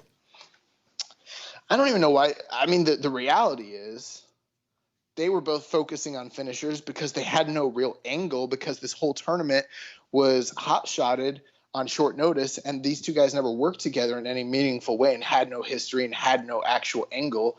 And Desperado was trying to make chicken salad out of chicken shit. That's what really happened. I mean, I don't even know if I think that the finisher angle really works in any serious context, but at least Desperado was trying to create something. And then, like, Kojima's an old head. Like, these these veterans who aren't going to be winning in this shit and know it doesn't mean anything. Do you think that they, like, have been racking their minds, preparing and being like, all right, what am I really good at? God, lariats. It would be good if I could keep the guy close enough to me to hit a strong lariat. We're doing a Texas bull rope match. No, he didn't, like, do any thought like that. He showed up the day of and he's like, I don't know, finishers. I'll have what he's having. I'll have what he's having.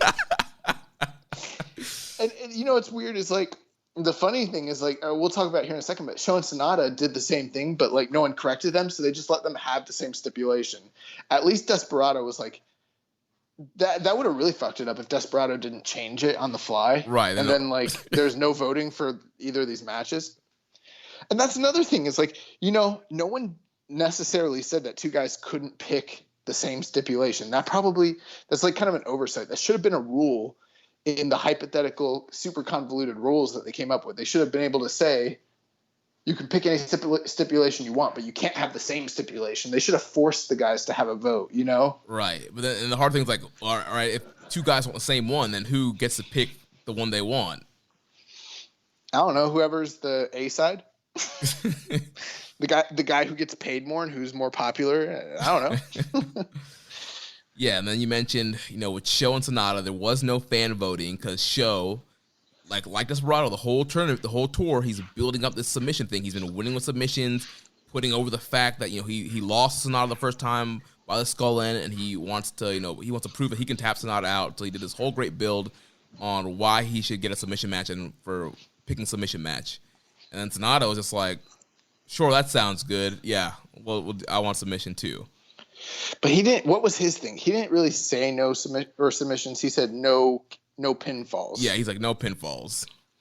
So, like, he got by on a technicality almost. Like, I know some people were saying, like, oh, he wasn't paying attention and maybe he did what you said, just like, I'll have what he's having. But part of me thinks that's a possibility, but part of me thinks, like, he just really wanted that match regardless. So he was actually intelligent about it, and he's like, how we'll get around it?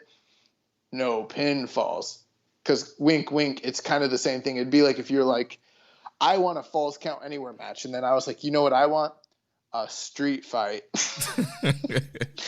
Not the same, but kind of the same. Right.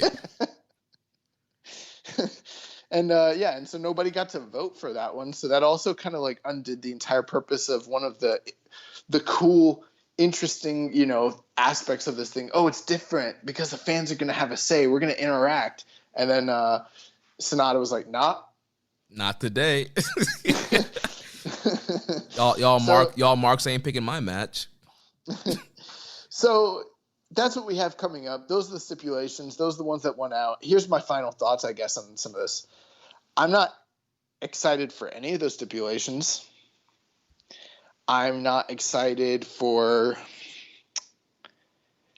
I think I might be excited somewhat for Kojima and Desperado in theory.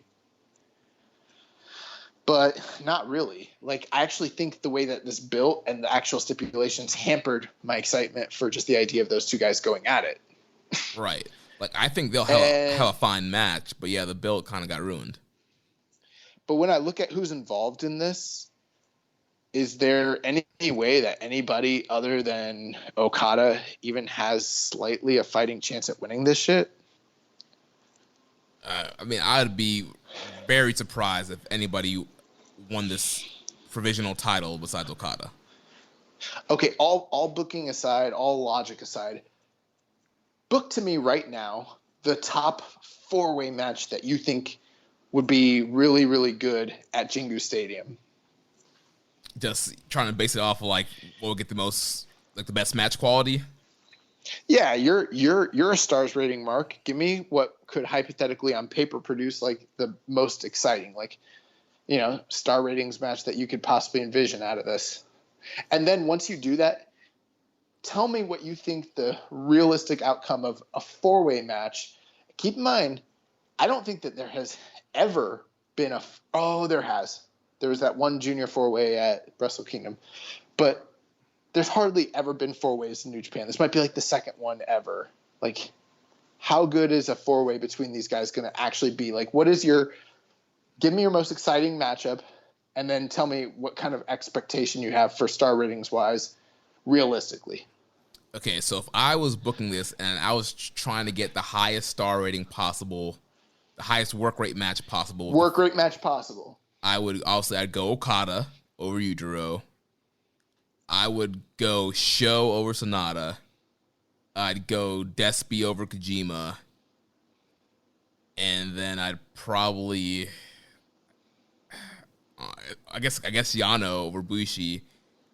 They kind of have. I'd go Bushi, but I would do the same thing as you. I would have 3 juniors against Okada. And you know why?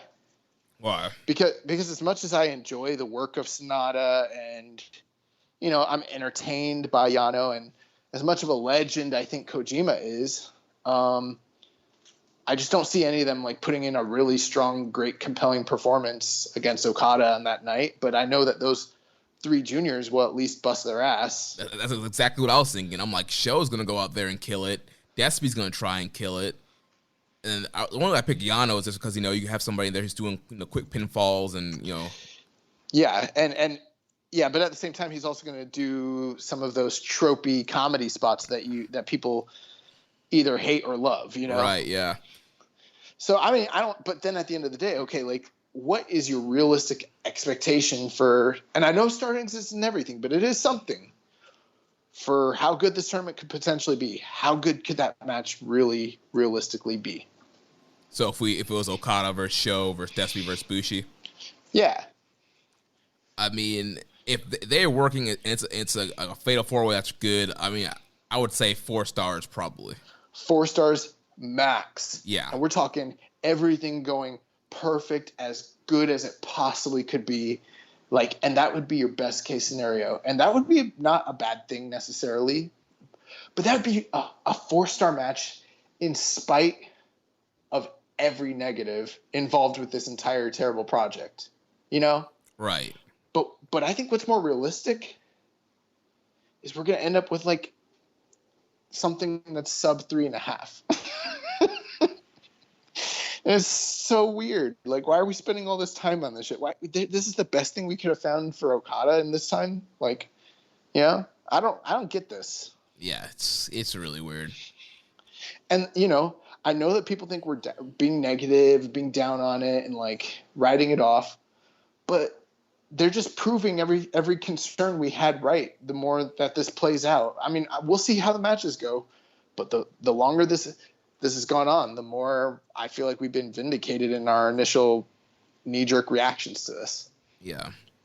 I did have two questions here from Kevin from DC. He says, do you think the stipulation of no finisher helps or hurts Desperado's chances going into his KOPW match against Kojima? I know Kojima's up there in years, and he already put over at least one junior in a singles match, Shingo Takagi.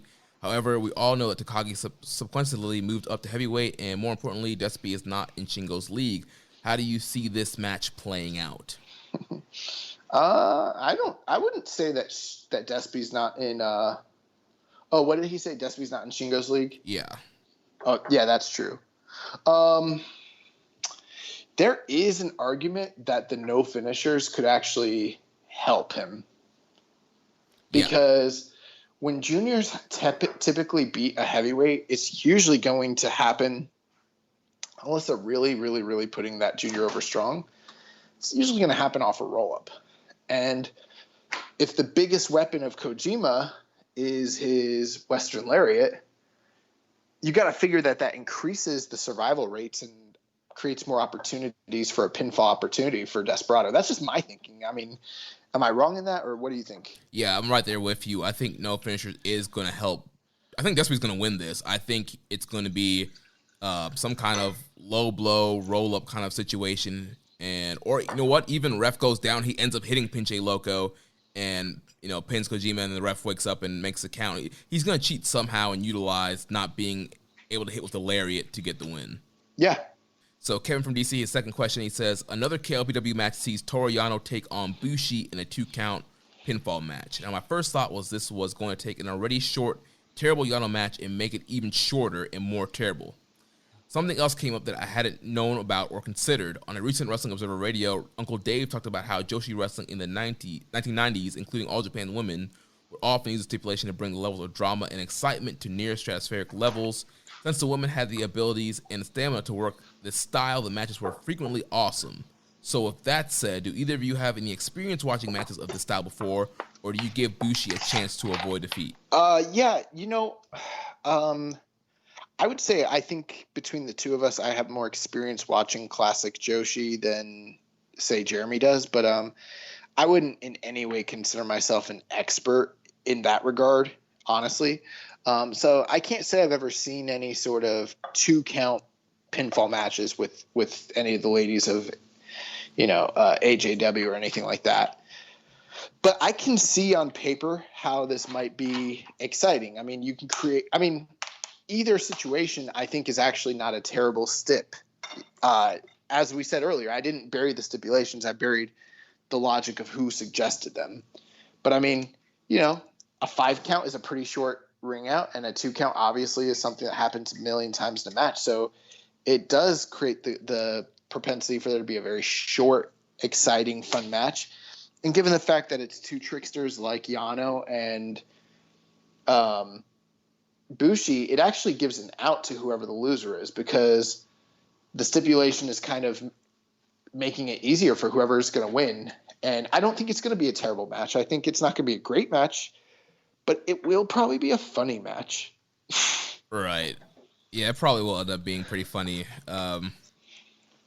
Yeah, I don't have much experience seeing a 2-count pinfall match, but I've heard about them. I heard they can be awesome, and obviously it builds that drama up because you're waiting for the near fall normally on 2, but now it's only 1, and so literally people are coming out at 1 a lot, and just you get hit with a big move, and it's like, oh, normally you'd wait till 2, but now it's 1, and so it adds that extra layer of drama. There are going to be people who love this. Every year there's those people who swear to God that Toru Yano had the greatest G1 match ever. And it's not, but people enjoy his shtick. A lot of people don't. It just depends on your taste. I like it, but I don't love it. I think Jeremy does too, but I don't know. What's the deal with high speed matches? I always hear you guys talking about high speed over in Stardom. I know I've seen a couple because it's Starlight Kid.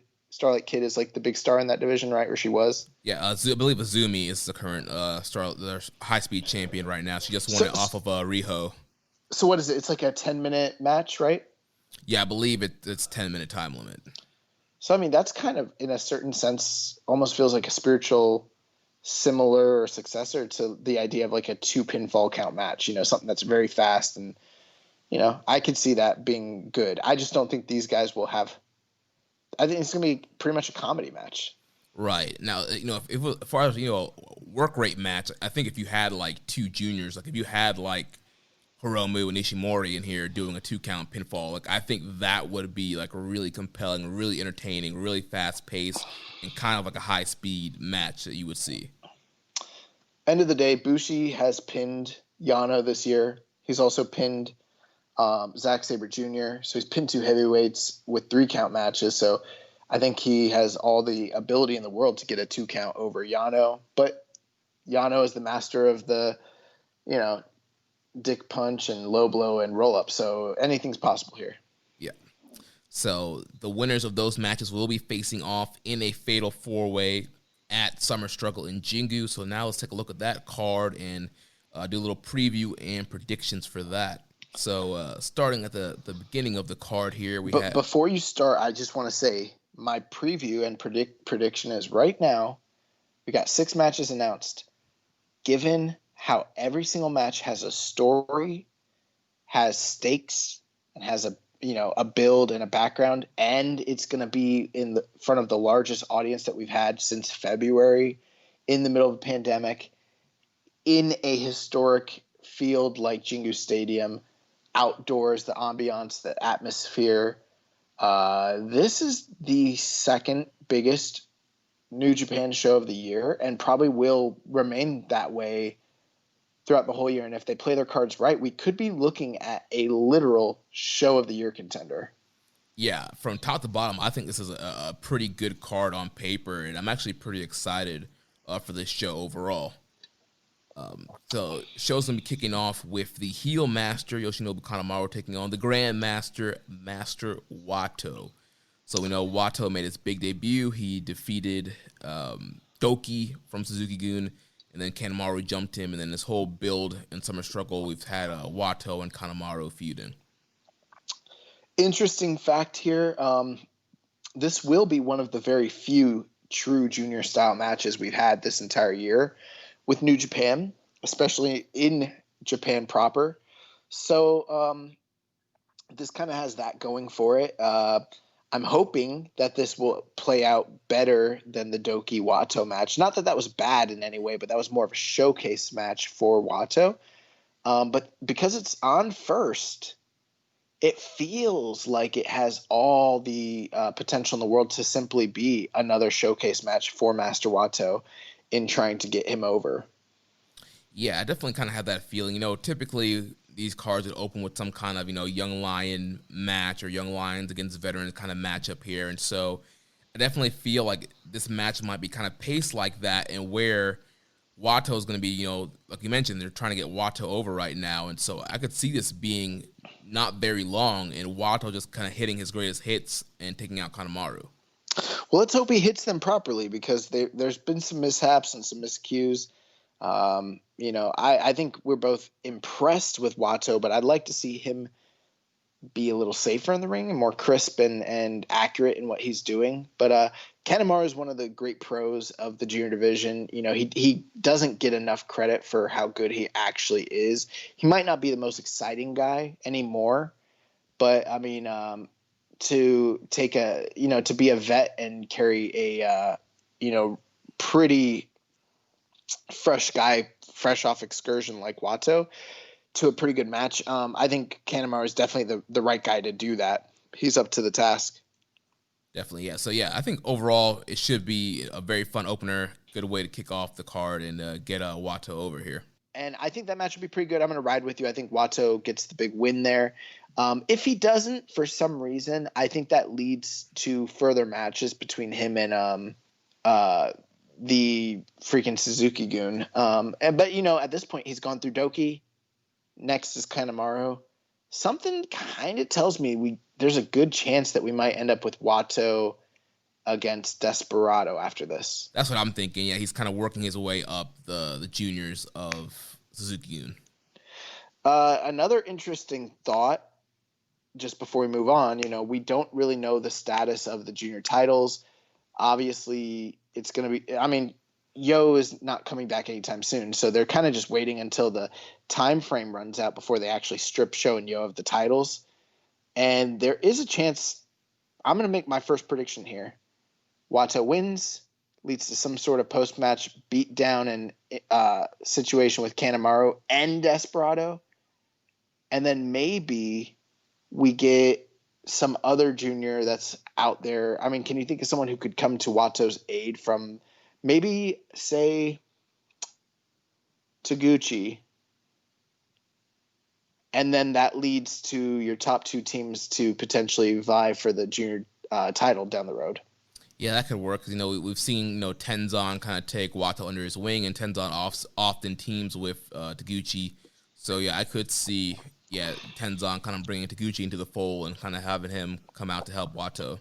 Also, we haven't seen Tiger Mask in a while. Maybe he could make a reappearance. Yeah, that's true. Yeah, he could also do that. But yeah, I'm thinking if we don't get Wato and Despy next, then my next logical, and this is just wild speculation, but they got to do something with that junior title fairly soon. So I think that this might be the way that they set that up. Right. Just my opinion. Yeah, definitely. You definitely could do that. So next match of the night, we have the much anticipated New Japan Pro Wrestling, King of Pro Wrestling, provisional lineal title with no belt tournament final 4-way match. Yeah, we kind of already talked about the stipulations and the matches, and I mean, there's not really much to preview here. Like, Okada's winning this. Like, my biggest thing is like Okada would. There's no one in this tournament. Literally, in 2020, there's not a single person in this tournament that Okada would ever actually, except for Sonata. I should take that back. Aside from Sonata, there is nobody in this tournament that Okada would actually face in any sort of major title match. So, and he's beaten Sonata so many times at this point. What does this really do for the guy if he wins it? And I think he is for sure winning it, unless, what if the curveball is something weird happens and Sonata wins it and it sets up a chase for Okada, given their track record and history? Yeah, I'm not into that. I'm not saying I'm into it. I'm just throwing out situations because, I mean, if the guy wins it, then what? What's next? I guess they'll set it up on the next tour. But yeah. Yeah, then you have somebody challenge and bring their stipulation and say, hey, so what I want to challenge Okada in a, eye versus eye match or whatever. So I think, okay, let's give our final predictions. Okada's definitely going to be in this tournament. But I think all the other matches are really 50-50 matches. So I think Sonata's a lock. Then I think Desperado's winning. For me, Bushi and Yano, so the one that's truly 50-50 up in the air, like either one of those guys could get in. Either one of those guys could get in, and that I think Yano winning makes the most sense. So you end up with Despy, Yano, Sonata, and Okada, and I think that's probably what we'll get. Right.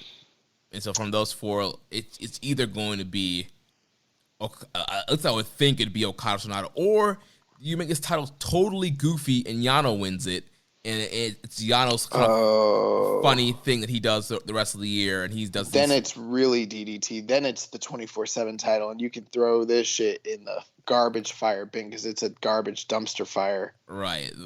I could totally see like Yano with this thing, and he's doing these goofy like gimmick matches every month.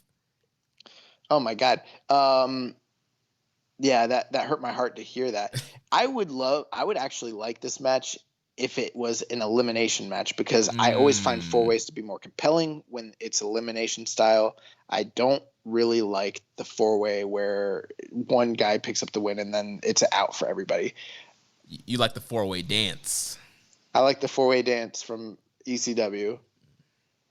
Yeah. Bro, I mean, think about, like, I know it's a 3-way dance, but remember that time when Taz, after his like dominant reign, he got fucked up by Masato Tanaka and Mike Awesome, and he was out within minutes, and it was like, oh shit. that stuff is cool, man. Yeah. Oh man, can you imagine if like everyone ganged up on Okada and they just fucked him up and he was gone? Eliminated right out the gate, and they're like, oh. Oh, here's another thing that we didn't bring up, and it's important we mention this. Live English commentary on the show. Yeah, I had that in the news, but I probably should have put it up on this section. But yeah, so. Yeah, it'd make more sense. Yeah. So yeah, live English commentary, Kevin Kelly and Chris Charlton. Chris said they have the technology, so it sounds like they're going to be doing something similar to what WWE's been doing with NXT commentary, with Morrow and Beth being via satellite, where you have Vic Joseph or Todd Phillips being the guy that's actually in the building. So we're going to be doing a little of that action there. Nice. So, yep, I think that's pretty much our prediction of who's going to be in the match. We both pretty much think Okada's winning, and I'm thinking we're going to see a nice little 3.5 star, maybe less than that performance. Yeah. But moving on, this matchup should be excellent. It's for everything else on this card looks excellent, by the way. Let's just give that disclaimer before we say anything else. Yeah. So the next matchup is a match that we've been waiting for quite some time now. It's for the never openweight title. It is the Dragon, Shingo Takagi, defending the championship against the King, Minoru Suzuki. Yeah, and you know what? It's probably also for the mythical, hypothetical Carl Gotch Strong Style Wrestler of the Year award, because right now these are two of my top leaders in New Japan for the most violent wrestler of the year, and they're going head to head in a elimination match that the IWGP consulted us on. We're like, yeah, these are the two top Carl Gotch guys. You need to have them face off so we can get some real answers here. Yes, the IWGP, they care dearly about the Keeping It Strong Style year-end awards. They do. Yeah, man, since Shingo's been here, we've talked about hypothetical matches that we've wanted to see, and the one that has come up. I mean, last year at Wrestle Kingdom season, everyone was just clamoring for the idea of a Shingo Suzuki match, and it didn't happen. And not that they promised it, but it's just something people were hoping for. And now we're finally getting it. What a better way to get it than for a title that is meaningful. Dare I say, probably the best booked title of the year in New Japan. Am I wrong in saying that? Probably. No, I agree with you. Shingo's had fantastic defenses, fantastic matches. It's the number 2 singles title in the company at this given time, just given the, how everything's kind of panned out. And Suzuki is someone who is synonymous with that belt, having been a former champion himself, someone who is synonymous with the style. They've had a great build, hate-filled. These guys have never wrestled before, ever in singles anywhere, which is shocking given their freelance statuses prior to being in New Japan. And they're just two masters. Like, this is my most anticipated match of the night. I think that it's got whatever the quality of the match ends up being, it's got a violent war written all over it, and I cannot wait to see these two guys wrestle. Yeah, man, this thing is going to be wild. It's going to be a brawl. These guys want to go at each other's throats. It should end up being a strong style match of the year candidate. It should definitely help both of these guys in their strong style wrestler of the year. Yeah, this is going to be a great matchup. I'm really looking forward to this. I think, for me, I know there's a lot of matches that could potentially be the match of the night, but I think that Shingo Suzuki are going to steal a show, and this is going to end up being the match of the night. Yeah, it's interesting. The one part of me that thinks that maybe this won't steal, quote unquote, the show, and I could be wrong here, it's just my one apprehension, is that G1 season is around the corner. We typically see quite a few rematches of previous big matches that during the year. And so it's a first time meeting between two guys, and they're going to have subsequent meetings probably for sure. So that might mean that they still have a really great match, but there is a chance that they leave some stuff on the table, as is often the case. Yeah, that could definitely happen. But with these two guys, even if they do leave some stuff off the table, I still think it's going to end up being a great matchup. I agree, and I cannot wait to see it. Suzuki's, a lot of people aren't really talking about Suzuki as a wrestler of the year or anything of that nature, but when you start thinking about his resume, the matches with Mox, the matches with Nagata, now the matches with Shingo, plus a G1 is coming up. he could be like a little bit of like a sleeper wrestler of the year candidate this year. Dark horse, yeah. Yeah, he's a little dark horse out there. So I can't wait to see this, man. And I think Minoru Suzuki's beating Shingo Takagi. Dude, that's exactly what I'm thinking. Oh, really? I Yes. thought I was being counter like culture and like being the brave guy here. Because, we mentioned it a little bit last week, but it's the Never title. Even though it has been booked well this year, the Never title usually does flop hands back and forth like a hot potato very often. It's a title that Suzuki's held before that, he's kind of helped elevate. And I could see Suzuki defeating Shingo and holding this title again. You give Suzuki something to do. And then from there, like you mentioned, you could have these guys face off again in the G1. And with the Never title off of Shingo, you could then potentially elevate Shingo to maybe go after the double titles. Yeah, I think that that's something that people are really counting on. I don't know that I'm counting on that, to be honest with you. I don't know that I feel that way. But with the fact that the G1 is so late in the year and Wrestle Kingdom isn't too far off. I mean, we're already in August and, it's in January. Whoever wins this match and is saddled with that belt is kind of in a no-win situation if hypothetically they were anticipating going for any other higher titles or any higher level prospects, because once you're in the G1, you can't defend your belt. You're saddled with the belt. Then you've just got a few months, and they're probably not going to put you in a position to challenge for another title and keep that belt on you. So you're kind of in that division. You're probably going to fight someone for that title. You're kind of stuck in that role. And if hypothetically you lose the belt at that point, well, you're definitely not getting a higher opportunity, Right. So I think for Shingo, it's a more quote unquote compelling story for him to go into the G1 title list than it is to go in with the title. I don't think that means he's for sure going to be like going for the double titles or getting a main event spot in Wrestle Kingdom, although those are now, if he loses, potential possibilities that are on the table once he goes into the G1, which is exciting, Right. And I know down the line we are going to have, our official G1, climax preview show and go over all of the blocks and participants and who we think is going to win like we do every year. But my way too early G1 climax winner prediction is Shingo Takagi right now. Hey, it's not a bad pick. I don't know that I feel that way just yet, but it's not a bad pick. But I don't see that happening if he has the Never belt. Right. That's why I said way too early and right now, because if he ends up retaining, then he's not winning G1. That's not really, honestly, that's not even really, I laid all that logic out because I know that's what people are thinking and sort of along the lines of what you're thinking. It all makes sense. My reason for thinking Suzuki's going to beat him is because I think that they're probably going to have a series of matches. I think personally Shingo will have the belt back by Wrestle Kingdom time. You're seeing kind of like a Goto Suzuki rivalry kind of coming here. Goto Suzuki, similar to that. I think that this could be similar to like Nakamura Goto, when Nakamura like lost the IC belt just before the G1 and then regained it after the G1. Maybe something similar to that. That's just my thinking. I think it'd be exciting to have Shingo go into the G1 titleless for sure. But ultimately, I think he's not totally done in the Never division just yet because I don't think they're ready to split those belts yet. I think that if, let's say if there'd been an IC belt for him to go after, then sure. But I don't know he's going to be in the main event of Wrestle Kingdom this year. Yeah, I mean, he might not. Maybe he will. I don't know. Right. I mean, he's definitely has that capability to main event a Wrestle Kingdom. So he's definitely an interesting choice.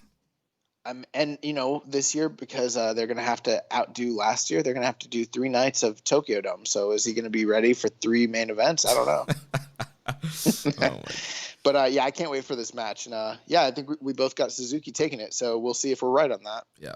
Take us to the next match. Oh, I was waiting for you. I was trying to prefer you. I'll do it. Well, I did. So, I threw in the Shingo match. I didn't know we were going in any particular order. The 4th match of the night, the IWGP Junior Heavyweight title match. The champion, the ticking time bomb, Hiromu Takahashi, defends the title against the Bone Soldier, Taiji Ishimori. Yes, the epic rematch from the Best of the Super Junior a couple of years ago. That was, like we mentioned, one of the best matches of that year, one of the best junior matches in the history of the company, history of the tournament. I don't feel that way about that match, right? Okay, so Josh doesn't feel that way, but literally everybody else does. Everybody does not feel that way because I don't feel that way. I said everybody else. Everybody else doesn't feel that way because I've got good takes, ratings, and opinions, and I'm sure other people agree with me. I'm sure they do. Regardless, this was a great matchup when it happened in the Super Junior Finals, and agreed.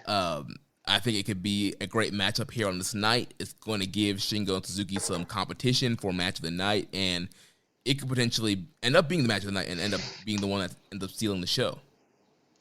Yeah,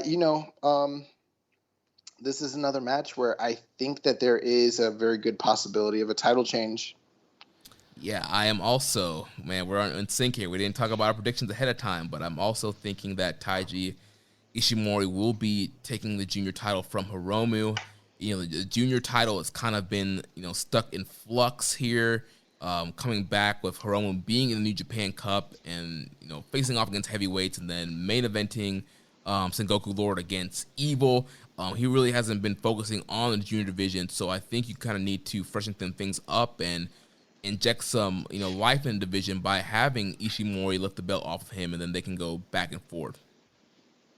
Yeah, I'm interested to kind of see how this actually ends up playing out as far as in-ring. I think something that a lot of people haven't really considered. It's been a very long time since we've had a truly great singles performance from Taiji Ishimori.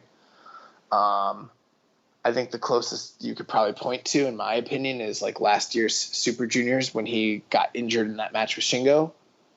And that was actually a tournament where we talked about how he underperformed and didn't have a great tournament. It was because he was injured during the tournament. And prior to that, maybe his title reign last year, like he had good matches with like Dragon Lee and Taguchi, but it's been a long time since we've seen like the Ishimori of old, like Noah and that sort of thing. So these guys are very familiar with one another. Obviously, Hiromu is hypothetically coming off of an injury as well. I don't know if that was a legit thing or not. Now, Hiromu is for sure on the short list of top wrestlers of the year in New Japan this year. But I'm just wondering how this is actually going to play out. If these guys can rise to the occasion, just given the stage that they're on and the stakes that are there and the history that they have and everything of that nature. Or if this will actually disappoint because there's a lot of expectation. It's a lot of pressure for these two guys, honestly, to have a really great match. Yeah, we did have a question about that from Kevin from DC. He says, Ishimori has been showing his age and Hiromu's coming in banged up from the end of the Dominion shows. What would have been a lock for match of the night 2 years ago might just end up being another average to good junior heavyweight match. I'm talking 4.25 to 4.5 stars instead of the ridiculous 5.5 outing they achieved at the Best of Super Junior final. Do you think another match, say Takagi and Suzuki or Evil and Naito, have a reasonable chance to be better than Hiromu and Ishimori? Yeah, I think that's a fair take. The one thing I will say, 4.25 to 4.5 is more than good. That's more than average to good, because to me, a 4-star match is a great match. Same here.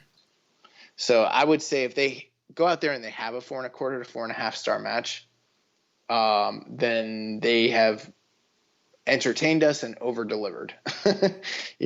I don't think their original match was quote unquote 5.5, because that's assuming that match was better than every 5-star match ever rated in the history of all human time by Dave Meltzer.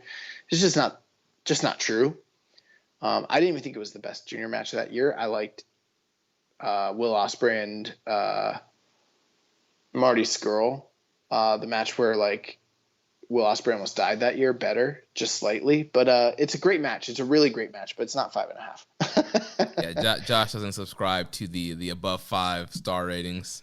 Yeah, I don't believe in that either, but I don't think it was even a 5-star match either. I think it was probably like 4.5 to 4.75. Good match, really good match. But anyways,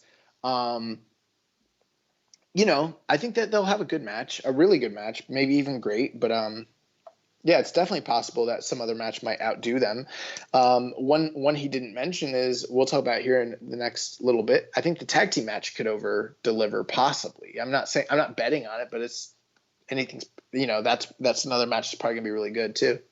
Yeah, I mean, a lot of these title matches, I think, are going to deliver really well. And the junior or the tag title match could end up being match of the night, just depending on length of the match, story of the match, just kind of how the card's kind of set up. And with it being outdoor, I don't know if people will be able to chant. I think we've heard that they might be able to, but it's hard to know for sure.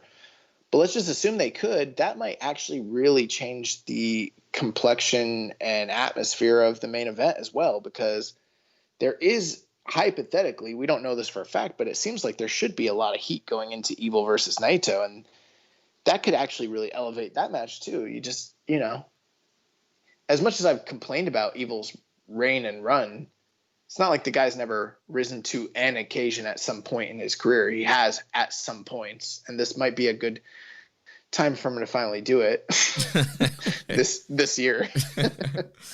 So who knows? I mean, that could actually be good. Yeah. So we'll get to that match in a second, but first, like you mentioned, we got to talk about the IWGP Tag Title match. Real quick before we move on, what's the reason you think Hiromu is losing the title here? And I'll explain mine, I guess. So first of all, kind of an overarching reason. I feel like with this being, like you mentioned, the second biggest show of the year, big outdoor stadium show, I feel like New Japan is going to want to do a lot of title changes and kind of shake things up. I know a lot of times we see on big shows, we see some title changes. Normally Dominion's a show where we often see a lot of title changes. And these like big shows of the year, we see a lot of title changes. So I feel like with this, being the first big show since New Beginning in Osaka, or Sapporo, whatever the show that was, since it's the first big show since then. Whoa, Dominion was a big show. I mean, in front of like a bigger audience. I know, I'm just joking.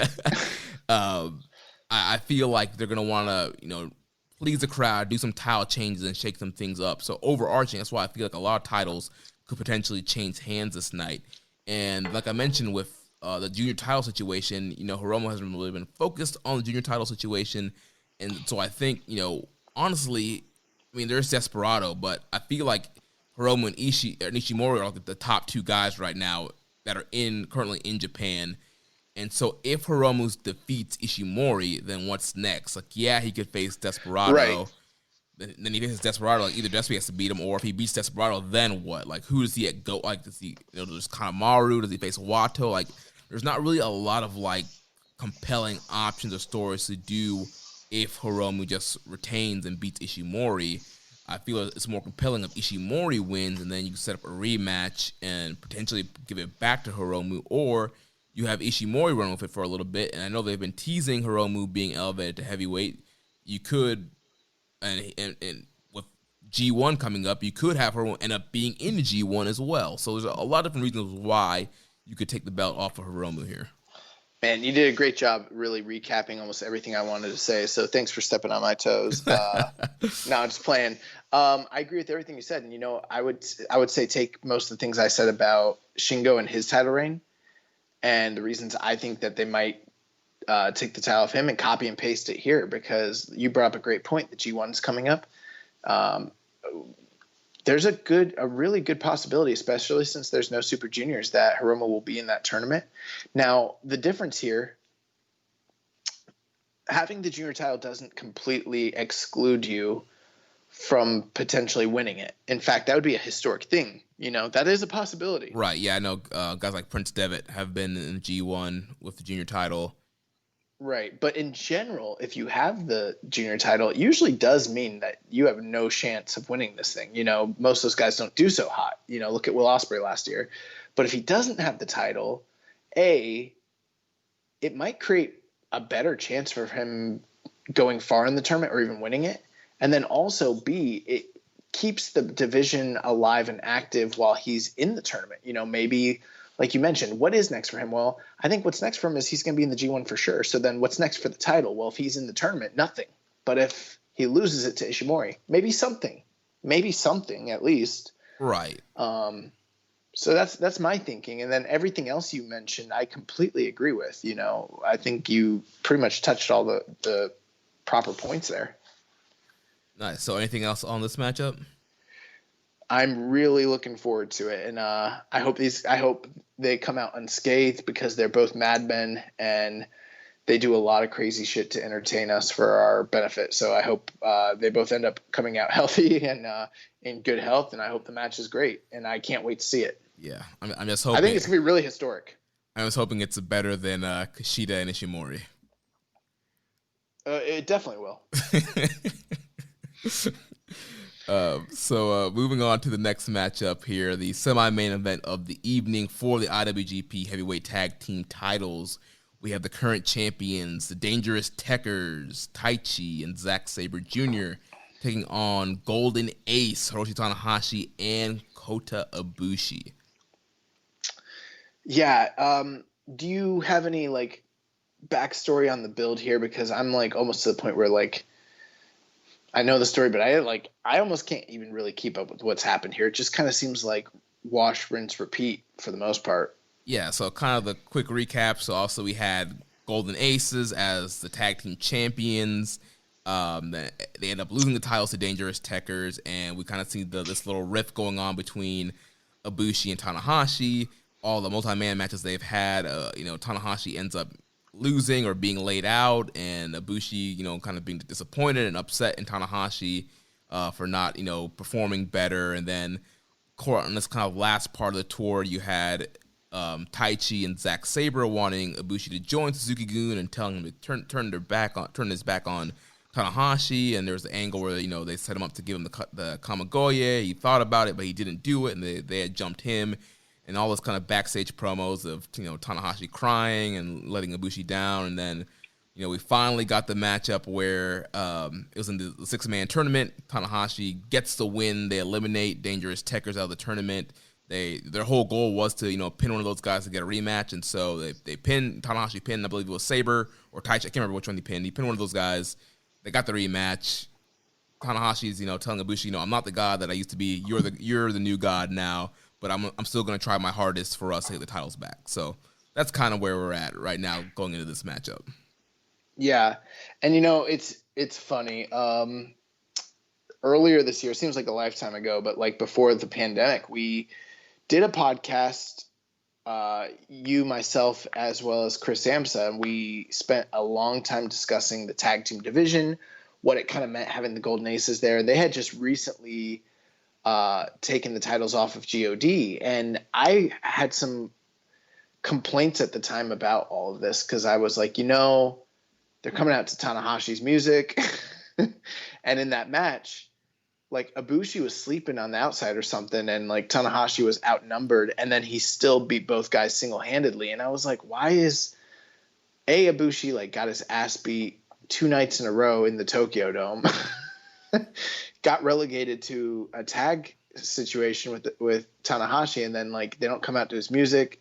He's kind of the second fiddle, even though the guy he just won the G1. He should have been elevated. I was like, shouldn't he be the leader of the team? It seems like he's not. And then Tanahashi doesn't need his help to dispatch GOD, arguably the most, decorated team in the company. At the time, I was I think they're really kind of making him play second fiddle to Tanahashi. And you guys both at the time, and I mean, you had good points, but at the time you both kind of disagreed with me. And I got to tell you, I think I was picking up on some nuanced points now, because now with the story that Tanahashi is the one who is the weak link, I think they were setting that up all along. Because if you think about it, and I know that this sounds like what WWE fans do, where they're like, no, you have to look at the subtext, and there's none there. But New Japan does usually have this kind of little nuanced storytelling. And early on, I think that Tanahashi was the A side of the tag team. He was the Shawn Michaels. He was the lead guy. And they were kind of playing up the fact that he didn't need Ibushi to win matches.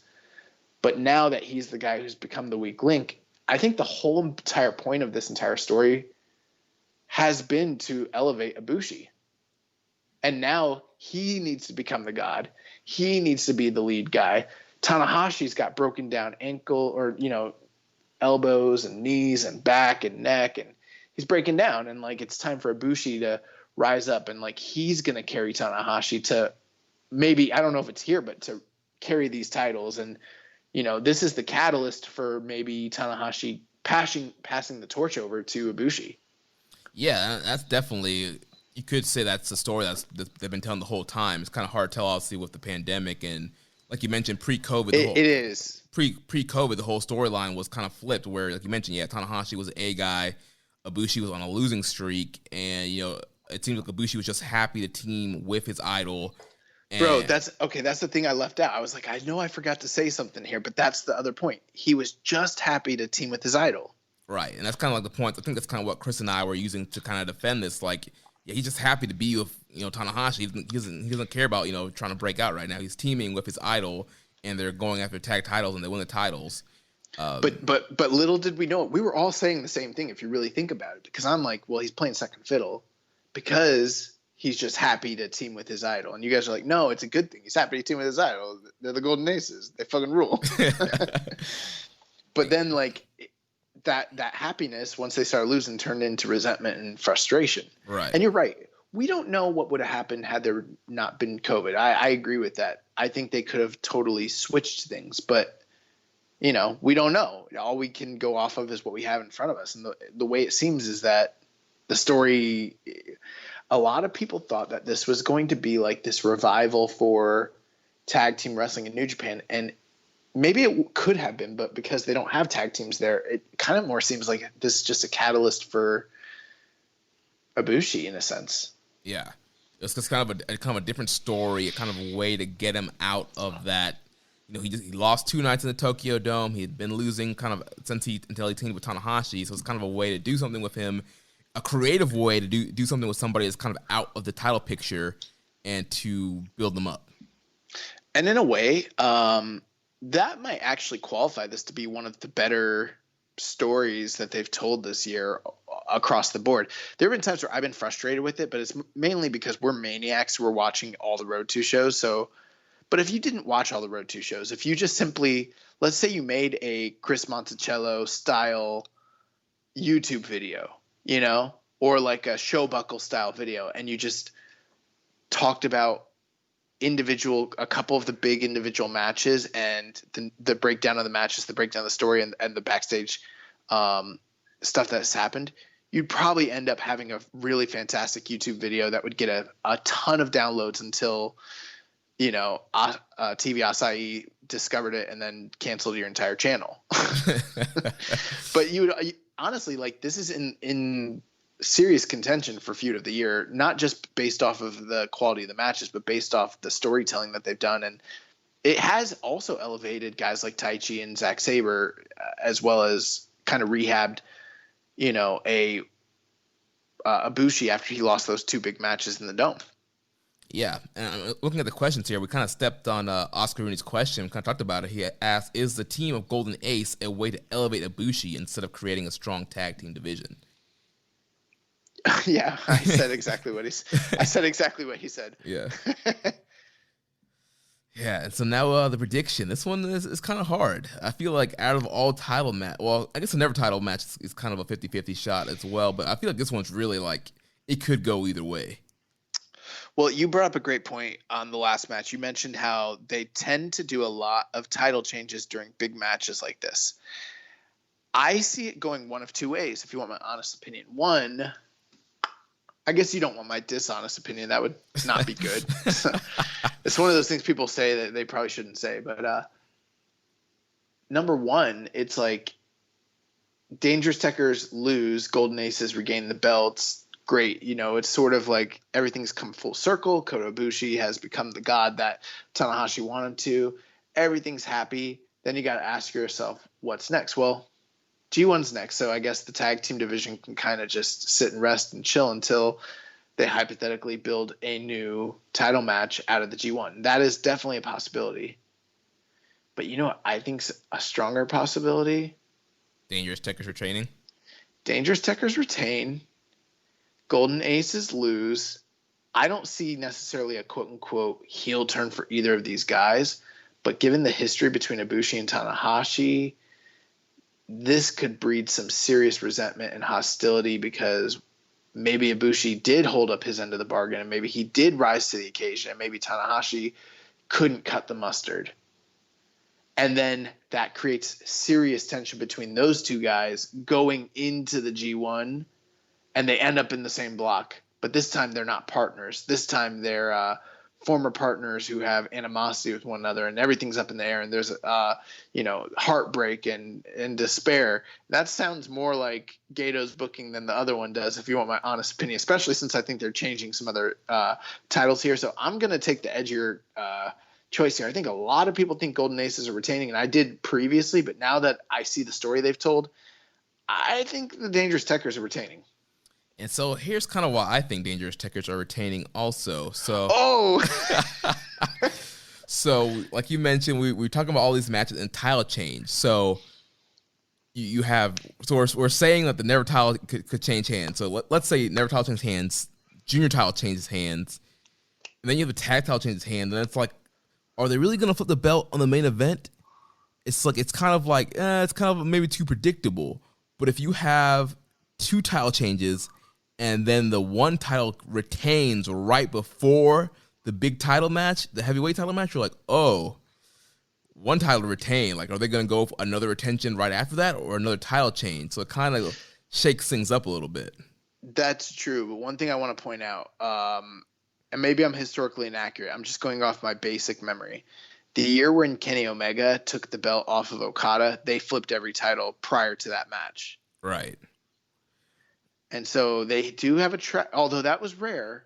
But I mean, we've seen entire Wrestle Kingdoms, like the last Wrestle Kingdom when the Elite left. They changed every title during that Wrestle Kingdom as well. So maybe that would be too formulaic. You could make an argument. They've done it too many times in the past on big, the A and B show of the year to change all the titles. Maybe you're right. Maybe they do need to have one retention to keep people on their toes. I don't think it's wrong for them to go either way, honestly. But I think you bring up a good point. I think it does create some semblance of doubt. It's hard to say. This match is actually harder to predict than I thought it would be a few weeks ago. Yeah, but I do feel like I love Taichi and I love Sabre, but I do feel like Ibushi and Tanahashi could be more useful post G1 in singles pictures compared to Taichi and Sabre. Possibly, but it also kind of depends on what you're thinking. Originally we kind of thought that they were planning to make this tag team title a headlining sort of attraction, Mm-hmm. COVID happened. That didn't really pan out, but I don't know with the current status that they could do that. I can tell you with Dangerous Tekkers on top, that won't be the case, especially if they're not facing the Golden Aces. I don't know what tag team they could possibly face where they are headlining any sort of shows except maybe like a low-level Cork and Hall show, Right. But I do feel like there's probably more options for challengers if you keep it on Dangerous Tekkers. Because then you can throw... Maybe. You can throw out Tenkoji. You can throw out like a Goto and Ishii. There's a lot of different combos of Chaos. There's a lot of different combos of the home team guys that you can put together to go against these guys. All of that is true, but then the one thing that changes that, and that would have been true, like let's say if it happened a month or two ago, but once the G1 comes up, it doesn't really matter because once you're in the G1, and all four of these guys, I believe, will be in the G1, right? Then you could no matter who the winner was and who the reigning champions are, it can potentially create future title challengers down the road, regardless, Right. So I mean that's always a rebuilding period. My thinking, one thing I am thinking that's along the same thoughts as you, though, is I don't know, and I would guess that they probably are not going to do a World Tag League. But if they were to do some form of tag league at the end of the year or some tag tournament, there's no way Tanahashi and Kota Ibushi are working something like that just before Wrestle Kingdom. Right. But if Taichi and Zack Sabre were the champions, they totally would, and they would go into that tournament as champions. They would totally defend those belts at Wrestle Kingdom. And because of the timetable here, it just makes more sense to me long term for Saber and Taichi to win the belts. Definitely. I could see, Dangerous Tekkers in a tag title picture, and then that leaves post G1 to build a program for Ibushi and Tanahashi. Heck, maybe build Tanahashi and Ibushi at Wrestle Kingdom. Here's my last thought, though, and this is going to go against everything I have said. Tanahashi and Ibushi are both big stars. They deserve a big match at Wrestle Kingdom, but you have a lot of new, fresh stars as well. And we're, again, in a shortened period just before Wrestle Kingdom. I don't know that keeping the titles on them isn't the best thing for them. If hypothetically there wasn't a World Tag League, as long as there's not a quote unquote tag league, then that would create the possibility that we set up challengers during G1, and then we can create some sort of big program for them during Wrestle Kingdom this year.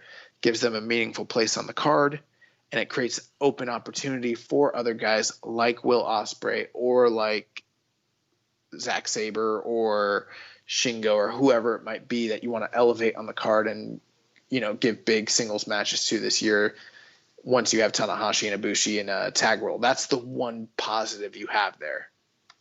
And then maybe when COVID and stuff clears up, maybe that idea of, turning the tag division into some headlining thing can still be realized with those guys. So I think it really just depends on what the booking goals are. Yeah, definitely. I mean, if it was up to me, if I was booking this, I would not want Tanahashi and Ibushi in their tag title match at Wrestle Kingdom. I'm either putting those guys in a match against each other, or I'm putting them in high-profile singles matches against two other people. I like the idea of them facing each other at Wrestle Kingdom. I like that. And I think that fits more in line with the kind of booking idea that I came up with.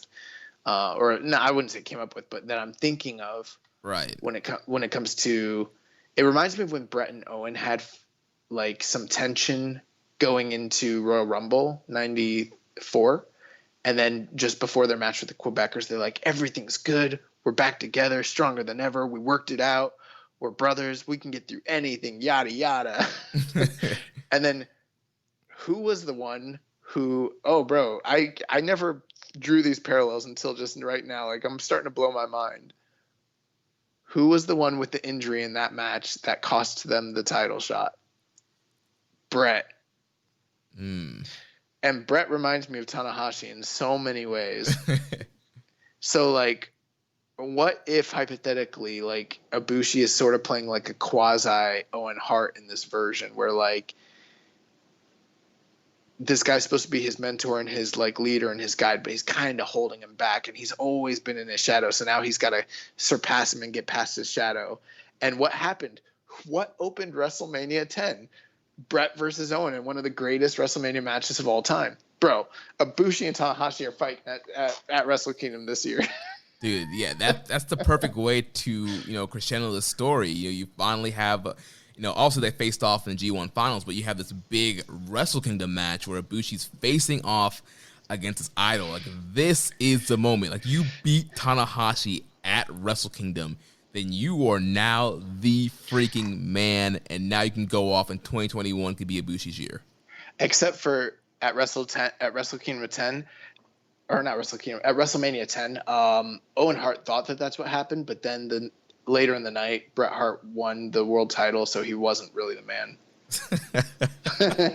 But yeah, man. I mean, I love the story, because if that's the way, I know we're just fantasy booking, but let's say it played out that way, then you can literally draw a line from New Year's Dash all the way to Wrestle Kingdom the next year, and you've got a full year-long booked storyline that no one really saw coming, and it's a beautiful story.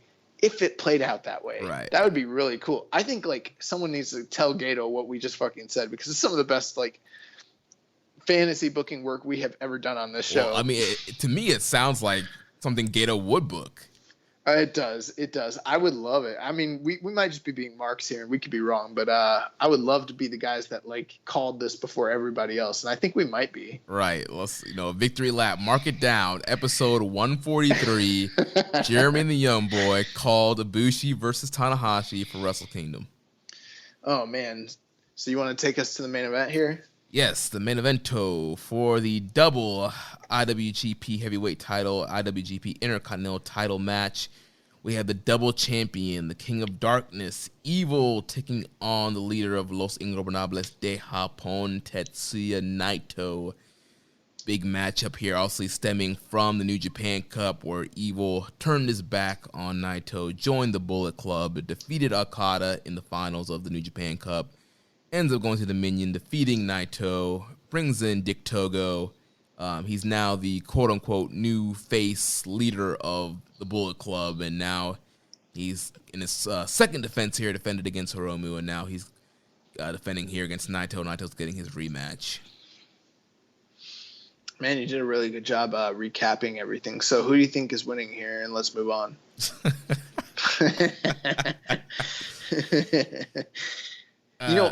One thing I wanted to say, in a perfect world, I know that this isn't necessarily feasible. So please don't bury me for saying this, because I know that maybe it's not realistic. But let's say that there wasn't COVID and everything. This was the story that they're trying to do, and they had a more robust roster than they do now.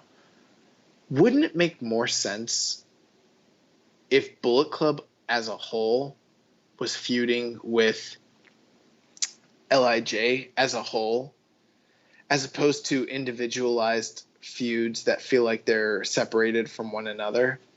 Yeah, that would make more sense, yeah. Yeah, because Evil really turned his back on the entirety of them all, and Sonata doesn't seem to care. Shingo's off doing his shit. Bushi's trying to win this provisional non-belt title. LIJ, as great of a quote-unquote faction they don't give a shit about each other. This should, if I was booking it, not only would Naito and Evil be fighting each other, but we'd be seeing blood feuds between guys in Bullet Club and guys in LIJ. And again, I understand why they couldn't hypothetically do that, because they don't have all the members, of Bullet Club to do this. But I mean, I kind of almost am should we get to a point where this feud, okay, this is what I was thinking. I've heard people be like, this is the most interesting thing that's happened to Naito or Evil in years. And I'm like, it's really not. But one thing that could have really ramped it up is if this betrayal was played out into this really heated rivalry, and these guys were every time they fought, it was just resulting in DQs and non-finishes and just brawling, and these guys were fucking each other up. And then it got to a point where they're you know what? Two factions cannot stand in this company. We're going to go to war. Loser has to disband their entire faction. Then the stakes would really be raised. Then people would really care about this. And I know people probably do care about it, but this seems like Gato booking 101 to me. Naito lost his belt. Evil got a little bump, turned heel. He got his first run, got one title defense. Now he's going to drop the title just in time for a G1, just in time for him to not be on the important part of the year. It's by the numbers. I think Naito's winning the belt back. I mean, I feel so confident about it. I literally would be shocked to my core if Evil goes into the G1 with the belt. Yeah, once again, I'm right there with you. We've actually pretty much said this prediction over the last few weeks now. We think that this was a kind of a short-term thing, and Evil would drop the title right back to Naito. And so, what better way than to end, this second biggest show of the year, most fans have had since pre-COVID, this, good, feel-good moment of Naito getting revenge on the guy that, stabbed him in the back and getting back his double titles. And then now you could give Naito a better reign, because obviously with COVID, it kind of messed up. Obviously, he was building up these days but had no defenses. So now if you want to, you can win the titles, and you can actually have a better reign now. Jay White's only had one title reign, right? Right, yep.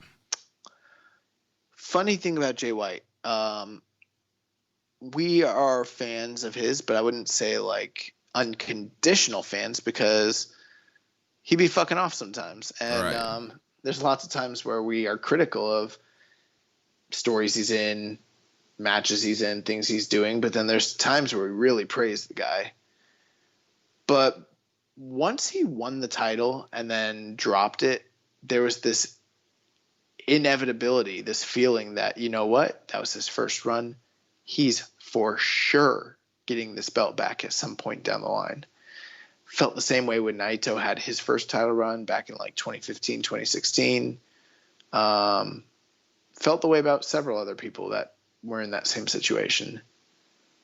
This is going to speak to a lot of the criticisms that I had about Evil in the past, where like people kind of disagreed with us or kind of like, you know, didn't like the takes we had and thought they were negative. I'm telling you right now, I have no confidence based on his reign, based on the push that they gave him, that he's anything more than a transitional guy to try and sell tickets right now and get Naito, quote unquote, over more. There's nothing here that tells me that Evil a year or two from now is getting a second title reign with this shit. Not when Shingo exists, not when, you know, Will Ospreay's on the rise, not when they've got all these other big stars like Okada, like Naito, like Tanahashi, like Ibushi, like Zack Sabre. Take your pick. There's so many guys. You trying to tell me Watanabe is getting this shit again after this lackadaisical shit that he just pulled? Maybe he will. Here is his chance to prove me wrong. Evil. I'm calling you out, big boy. Yeah, I mean, do yourself a favor. Go listen to Eminem's that song where he says you only got one shot. Do not miss your chance to blow. This opportunity comes once in a lifetime, dog. This is your shot. And if you blow it here, you are done. yeah, I mean, I didn't think he was going to get one title reign. So, I mean, no. I don't think, but it's not quite out of the question if he gets a second one. It's not. If he becomes the quote unquote leader of the Bullet Club for real, then yeah, maybe he will get another little run. But it just seems unfathomable. But it didn't feel that way with any other guy, is my point. With other guys who had their short little runs, you were like, you know what? They had a little run. They're definitely getting this shit back. Definitely. With him, I don't feel that way. Do you feel that way? No, not at all. I mean, like you mentioned, of all the guys that they have on there, and the fact that they're slowly starting to get some guys back, like you mentioned, you know, Ospreay, we're thinking Jay White's going to be back. There are guys who are obviously higher in the pecking order than Evil that I would feel are going to get title shots and are going to get title runs before he gets his second one, even if he ever gets another one. Yeah, this feels like a congratulatory, like complimentary, like achievement award. Like it doesn't feel like anything more than that, honestly. It's a participation trophy in a way. This is not Bruno Sammartino. This is Stan Stasiak. If you know what I'm saying. But yeah, this is not Pedro Morales. This is Ivan Koloff. Okay. But yeah, I think he will kind of stay up in the top mix at least for the rest of the year. Like I think he's gonna have a good G1. He's gonna be at the top of the block. Potentially, you know. That's true. I'm overblowing this. You know, at the end of the day, he's gonna lose the belt, and the G1 will actually be the real test. Right. I think the big failure here would be if he loses the title and then immediately just kind of goes back to where he was. He just kind of ends up, you know, being a tag guy, and him and Fale or whatever, the new Bullet Club tag team, and are going after the belts or whatever. Take away like Gato and Jado. Take away the heaters.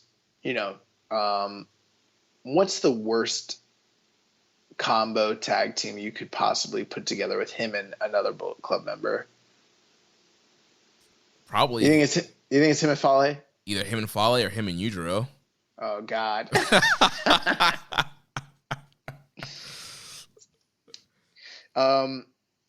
You know, and again, I said earlier, they're going to have quite a few people there. They're going to be outdoors. There is a chance that we're actually going to get live crowd reactions, which might be very important to this match. And this will be a real test, if that is the case, as to how much heat how much anticipation, excitement, and overness like there actually is to this program, because up to now we haven't been able to ascertain that at all. We really don't know, but if there is crowd reactions, that will tell us a lot that we need to know.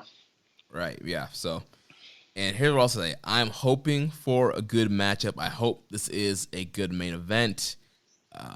I hope we can come back next week and rave about Evil's performance, rave about this main event, and that's what I'm hoping for here. I hope we can too, but let me say this. If Okada's fucked up knees and his slow ass matches and his botches show up and Evil's... You mean Naito? Oh, I'm sorry, Naito, yeah. I'm tired.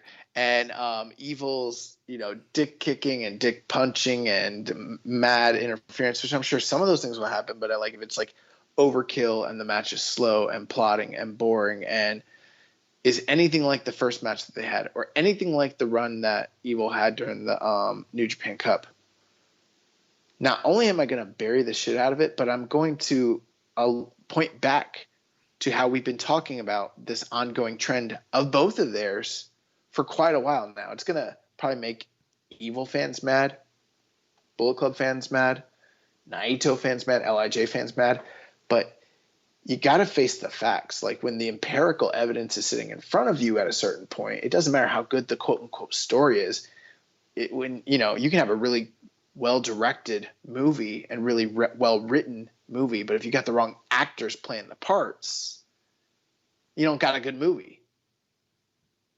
Yeah, that's a great analogy. I hope we have a good movie. I hope we have a blockbuster, and I hope it fucking kills. But if this shit stinks, we're gonna talk about it next week, and I feel like that's actually what might be happening. In the words of One Nation Radio, if they putting out trash, we gonna rip them to bits. So, this is a no cap zone. This is the no flex zone. Yeah. We do not cap out here on Keeping It Strong Style. All right, let's go to the news. Anything final before you, Jingo? I'm excited for it. Overall, I'm very excited. I think overall it's going to be a great show. It's going to be a lot of great matches. I think this is the kind of show that New Japan really needs to bring some more buzz and excitement to the product. And so, yeah, I think it's going to be a great show. You see Payback's trying to run counter-programming? Well, Payback will be on Sunday. When's this show? Saturday? I think the show is Saturday. I thought it was Sunday. I thought they were trying to run. Hold on. I thought they were trying to counter-program us. This show's the 29th. Yeah, this show is Saturday. Okay, so we got Thursday, Friday, and Saturday this week? Yeah. Okay, great. All right, so that's going to wrap that up. So then we'll get the news, a few questions, and recommended match of the week. So Gabriel Kidd out with a neck injury. As a result of the injury, he'll be unable to compete on the Summer Struggle cards that are set to take place in Cork and Hall on the 26th and 27th. The following changes have been made. On the 26th, Yuji Nagata will replace Gabriel Kidd in a match teaming with Yota Tsuji and Yuya Uemura against Yoshihashi, Tomohiro Ishii, and Hiroki Goto. On the 27th, Kojima and Tenzan will take on Uemura and Tsuji.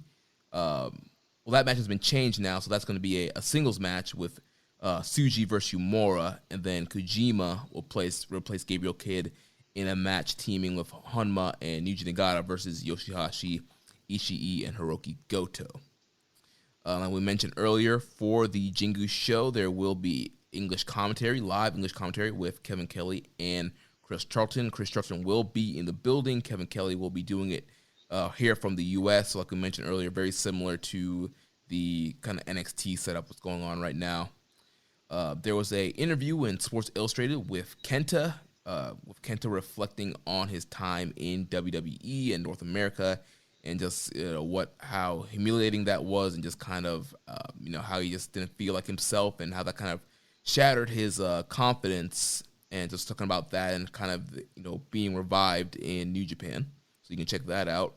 And then lastly, here in the news, the free match of the week is the IWGP certificate match between Tetsuya Naito and Hiroshi Tanahashi from King of Pro Wrestling 2015. Now, Josh, I think it's a very interesting, before a Naito title match, that they're throwing out this Naito and Tanahashi free matchup. And what year is it from? 2015. It's from G1. No, it's from King of Pro Wrestling. It's from King of Pro Wrestling. It's Naito won, or no. Tanahashi was the reigning G1 winner, and he was defending his title shot against Naito. Yeah. What do you think that means? Because he obviously retained the opportunity against Naito and then went on to face Okada at Wrestle Kingdom that year. So I don't think the result is a thing here. I just think it's the fact that it's Naito and Tanahashi, and the fact that was a match that they were teasing pre-COVID, and so I think we could be getting that Naito Tanahashi match on a show coming up. I think that is interesting as well. I don't know if it's necessarily telling. I just find it hard to imagine how we're going to end up with Naito and Tanahashi again down the road. Unless just given where they're. It could be in the same G1 block, and Tanahashi beats Naito. And then earns a title shot at, say, King of Pro Wrestling or something like that. Yeah. Or whatever the next. It's possible. Yeah. Yeah, just throwing out there. Probably it could be absolutely nothing, and it's a random match they picked. But I've been on this. There's usually a reason. Yeah, I've been on this like Naito Tanahashi ghost hunt for a while now. So I want there to be some validation behind this for me. All right, so that's it for the news. Now on to the questions. So from Reddit user Hawaiian Punch BV, have you heard of the new Puro promotion GLEAT? It's going to be a UWF style promotion run by Kiyoshi Tamura, Nosawa, Kaz Hayashi, and Riki Choshu. Sounds like something up your alley, young boy. No, I haven't heard anything about it at all. I mean,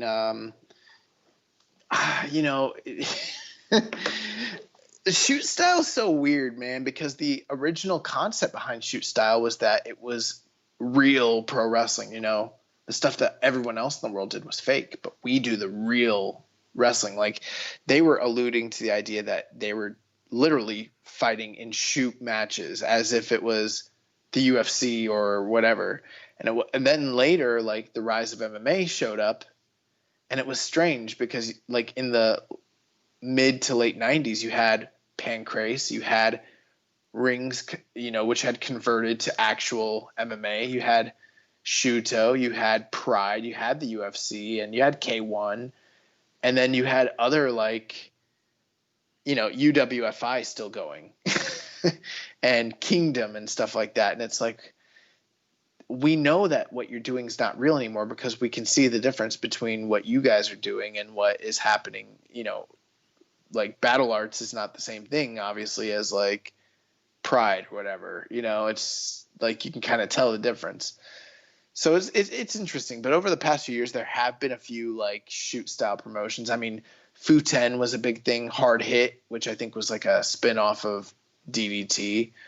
But I haven't really been into any kind of like shoot style promotions. I love, the old shoot style stuff. I love it a lot. But I mean, UFC is running out, every week. Right. I do like the Josh Barnett's Bloodsport stuff a lot, but I'll check this out, But my experience is that it's really hard for those companies to draw any kind of audience. It's also hard for them to find workers who can really specialize in the style. They've got the right guys at the head of it. I mean, Kiyoshi Tamura is undoubtedly, and unless you really like Volkan a lot, he's the greatest shoot style wrestler ever of all time, and he should be in the Hall of Fame, but he's not because the style died, and because he is the top guy in the style, and the style died, he doesn't get the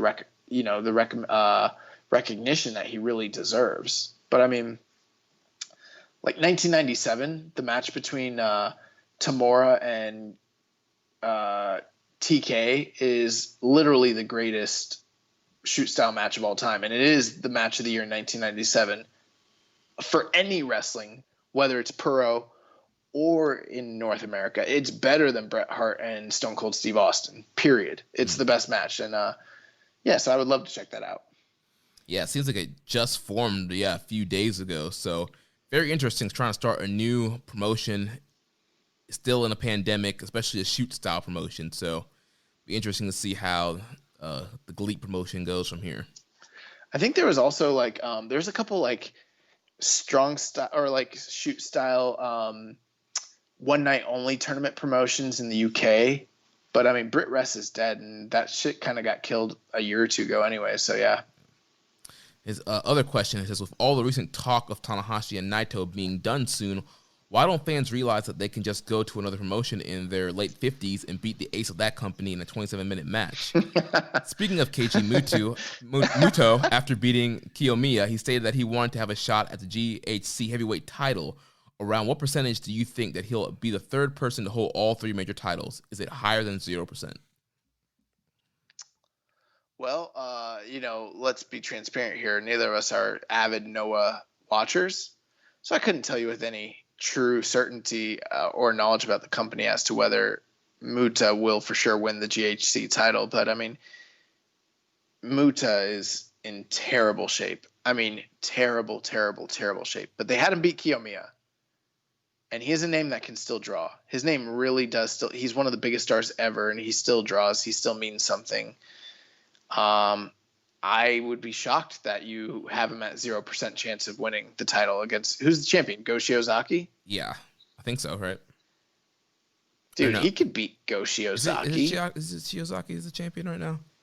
It's not Kiyomiya. I think Shiozaki just fought Kano. Yeah, I don't really keep it with know all that much. I'm not 100% sure. Bro, he can beat Go. Like, he can beat Go for the title for sure. I mean, I don't think it's that far-fetched. I mean, I'm not saying he will, but I mean, I don't know. Now, if this was All Japan and he was fighting Kento Miyahara or some shit, then probably not. But, Go hasn't been the ace of this company for a long time, If it was Marufuji, then I'd say no.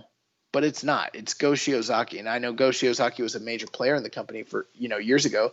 But they wanted him to be ace, and he is a great wrestler, and I'm not discounting him, but Go is the current champion. Yeah, there are certain guys who you can put in that role who can afford to take the loss and it'd be fine, and I think Go Shiozaki is one of those guys. I don't be surprised if Muto wins, completes the true Triple Crown of Puro. Yeah, like you mentioned, he is a big name that can draw. Also, right now during this pandemic, you need as much as you need anything you can to get an advantage and try and make some money. So I could see them, putting the belt on him to, draw a house, draw some buzz. One other thing he mentioned, and it's something he actually brought up a great point. Something I've pointed out in the past is like, people have kind of asked us questions over the years. They're like, what's the deal with the dads and the different generations? And like, at what point do people generally start to wind down from their main event role and start to step into like a preliminary mid-carder / opening role, because I think they're trying to track the trajectory of some of these older guys, like what he mentioned. And the thing I've always brought up is that historically speaking, that never happens. Historically speaking, most of these guys, once the company wants to stop using them and wants to start cycling them, they usually just go somewhere else because they have a big enough name to be able to do that. It's kind of like what wrestling was like in the 80s, especially, I'm not saying the Japanese market is at its strongest. I mean, clearly with COVID, everything's very up in the air for a lot of these companies. I also saw an earnings report where like a lot of these companies aren't even making money aside from DDT marginally and New Japan, like, it's precarious, but I'm not saying Tanahashi's going to leave. He's pretty loyal, but let's say they really were like, we want you to move down the card and be an opening act. Tanahashi could just go somewhere else and be champion, right? and make a lot of money. Yeah, and that's what happened in the past. That's what happened when Riki Choshu left and Fujinami left and Inoki left and all these guys, they were able to do that. The reason we've got the dads there is because they were on top during a dead period of New Japan's history and they couldn't do that. Who wants Nakanishi? Right. Or even Nagata, like those guys didn't move business, unfortunately. I mean, they had their time and place, but they were on top at a terrible period and they couldn't do that. So, I mean, the one thing that luckily is New Japan is paying the most money, it is making the most money, and those guys are very loyal to the company, and honor is a big part of Japanese culture. But I mean, 5 years from now, if Tanahashi wants to keep wrestling and Gato or whoever's in charge says you can't, you need to slow down, I don't know. He could go to All Japan easily. Easily. Yeah, go All Japan, Noah, go somewhere, yeah. Easily, and there's no reason he couldn't. Even if his body was broken down, even if he wasn't the performer he used to be, because he's a name and he's a legend. Those guys can always do that. Yeah, good point there. So next question here from user Nate A11. He says, "Who's your favorite German?" So now, I don't know if he's asking us who's our favorite German wrestler or who has our favorite German suplex. I'm going to assume he means my favorite German ever in history, and it's obviously going to be Das Wonder Kid, Alex Wright. Duh. Yes. There's no other right answer. Let's move on. Next question here. Viking Payne, he says, "Japan is about to allow all foreign residents abroad re-entry in September. Do you guys know if this will apply to guys like Will Ospreay and Juice Robinson?" I don't know. Let's hope. Yeah, I was reading somebody in the our Discord shared article about the whole re-entry process that's going to be starting in September. 2 people who have residences. So, I mean, Ospreay and Juice do have residence in Japan. So I would think both these guys would be eligible. There's not a solid start date. They don't know if it's September 1st or 15th or 30th, but I would think whenever the date is that these 2 guys would be allowed back in the country since they live there. Next question here from user PSAN91. When do you think we'll get some announcements about the G1 blocks and match lineups? I was thinking during the remaining Summer Struggle shows. Yep, we're getting them this weekend. Right, I would say Jingu for sure. They announced the dates. It's very unlikely they're going to announce the dates and not give us the blocks and the matches and the participants right after that. That's historically what they've always done. If they don't do it, I'll be very surprised. The only thing that could probably stop them is if they're counting on, guys like Ospreay and Jay White, and for some reason they don't get in the country or something goes wrong. Or they're just not totally sure if it's like lockdown yet. Right. So that could be the only reason why there might be a delay. There might end up being a press conference sometime later. But I would say Jingu, like in between matches, we're probably going to get, the full block lineup with like the main events on each of the big nights. Nice. Next question, EMJ does PR. It says, "I heard a lot of smack talk about these gimmick matches. My question is, what is the GOAT gimmick match?" Is the question, what is the greatest match that involves a gimmick, or the greatest match type? I think the greatest gimmick match of all time. Match type. Oh, okay, because you just said 2 different things just now even. I think you just told me both answers. So I think he means the greatest gimmick, or the greatest match type. To me, it's the steel cage. Now, there's a lot of variations of steel cages. You could have a steel cage with a roof. You could have a Hell in a Cell. You could have 6 sides of steel. You could have a lethal lockdown, a chamber. Yeah, absolutely. Those are variants of the same concept. But I would probably wager, I think I would be right here, given its long history and given its brutality and its close proximity to great storytelling and feuds, you probably can't find another gimmick in general that has produced as many great and classic matches as the steel cage has. And regardless of whether it's a War Games match or Elimination Chamber, even a Punjabi prison match, as horrible as those are, the idea that you're locking two guys into a brutal, enclosed area where they're forced to settle their differences, and it's going to create violence and keep outside factors from playing into it, hopefully. I mean, it's everything you want. Like, it's the ultimate proving ground. The steel cage is the best. It's the best.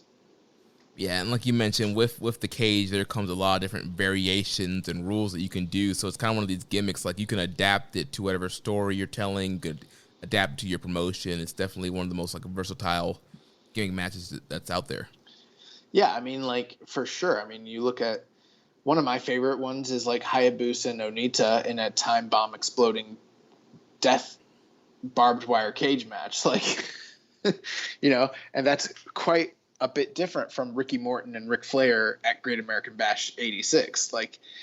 They're not at all the same, but they're both in enclosed structures, and they're very, so, I mean, they fit the criteria. I mean, what do you think's the greatest, gimmick type? What's your favorite? So what's my favorite? What I think is the greatest? Yeah, well, both. I mean, shouldn't your you're usually the kind of person that your favorite is the greatest for the most part. Yeah. I mean, your favorite match is Okada and Omega. I mean, there's a reason. It's because it's the best. Right.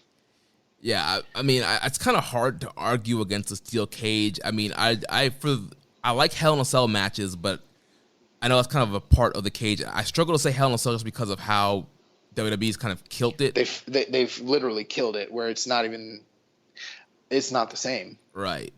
Probably in the last 10 years, they've killed that version of it. I loved all the 6 sides of steel matches in TNA. But these are all cage matches. Right, yeah. So essentially it's probably cage. But I mean, I like ladder matches, but again, I think even ladder matches are getting to the point now where they're being overdone. I'm surprised you haven't said ladder, because I feel like for you, you like ladder matches more than I do. Yeah, I love ladder matches, and I love flips. I love reaching out of pro wrestling, but I think it gets to a point now, even when ladder matches, like I'm saying, are being overdone. I mean, you see, look at a promotion like NXT and the amount of ladder matches they've had in a short span. I think if you look across all promotions, I feel like ladder matches just kind of get overdone. And if you don't have the right guys in there, they don't end up being great.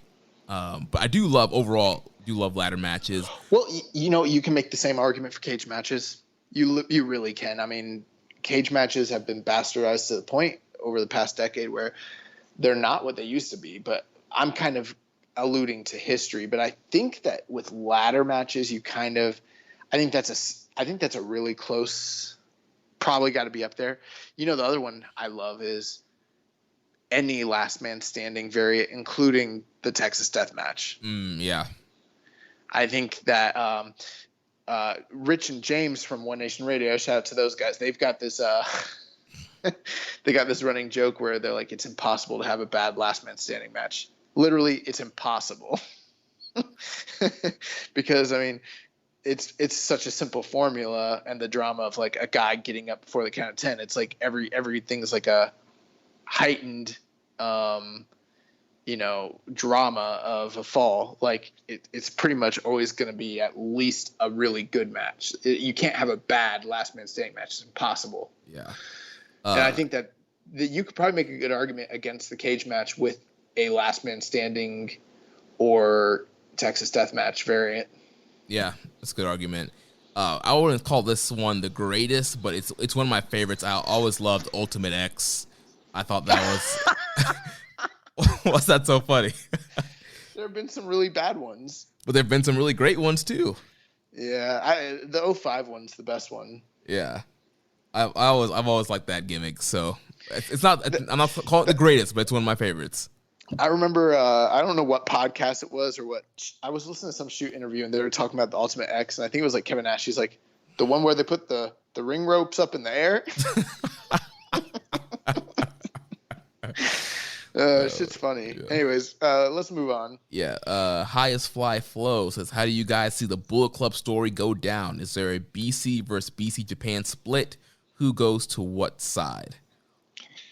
I appreciate the question. We've gotten this type of question multiple times in the past. I personally, I don't have the mental energy or to really speculate on this because I don't know how it's going to play out, and I don't really care.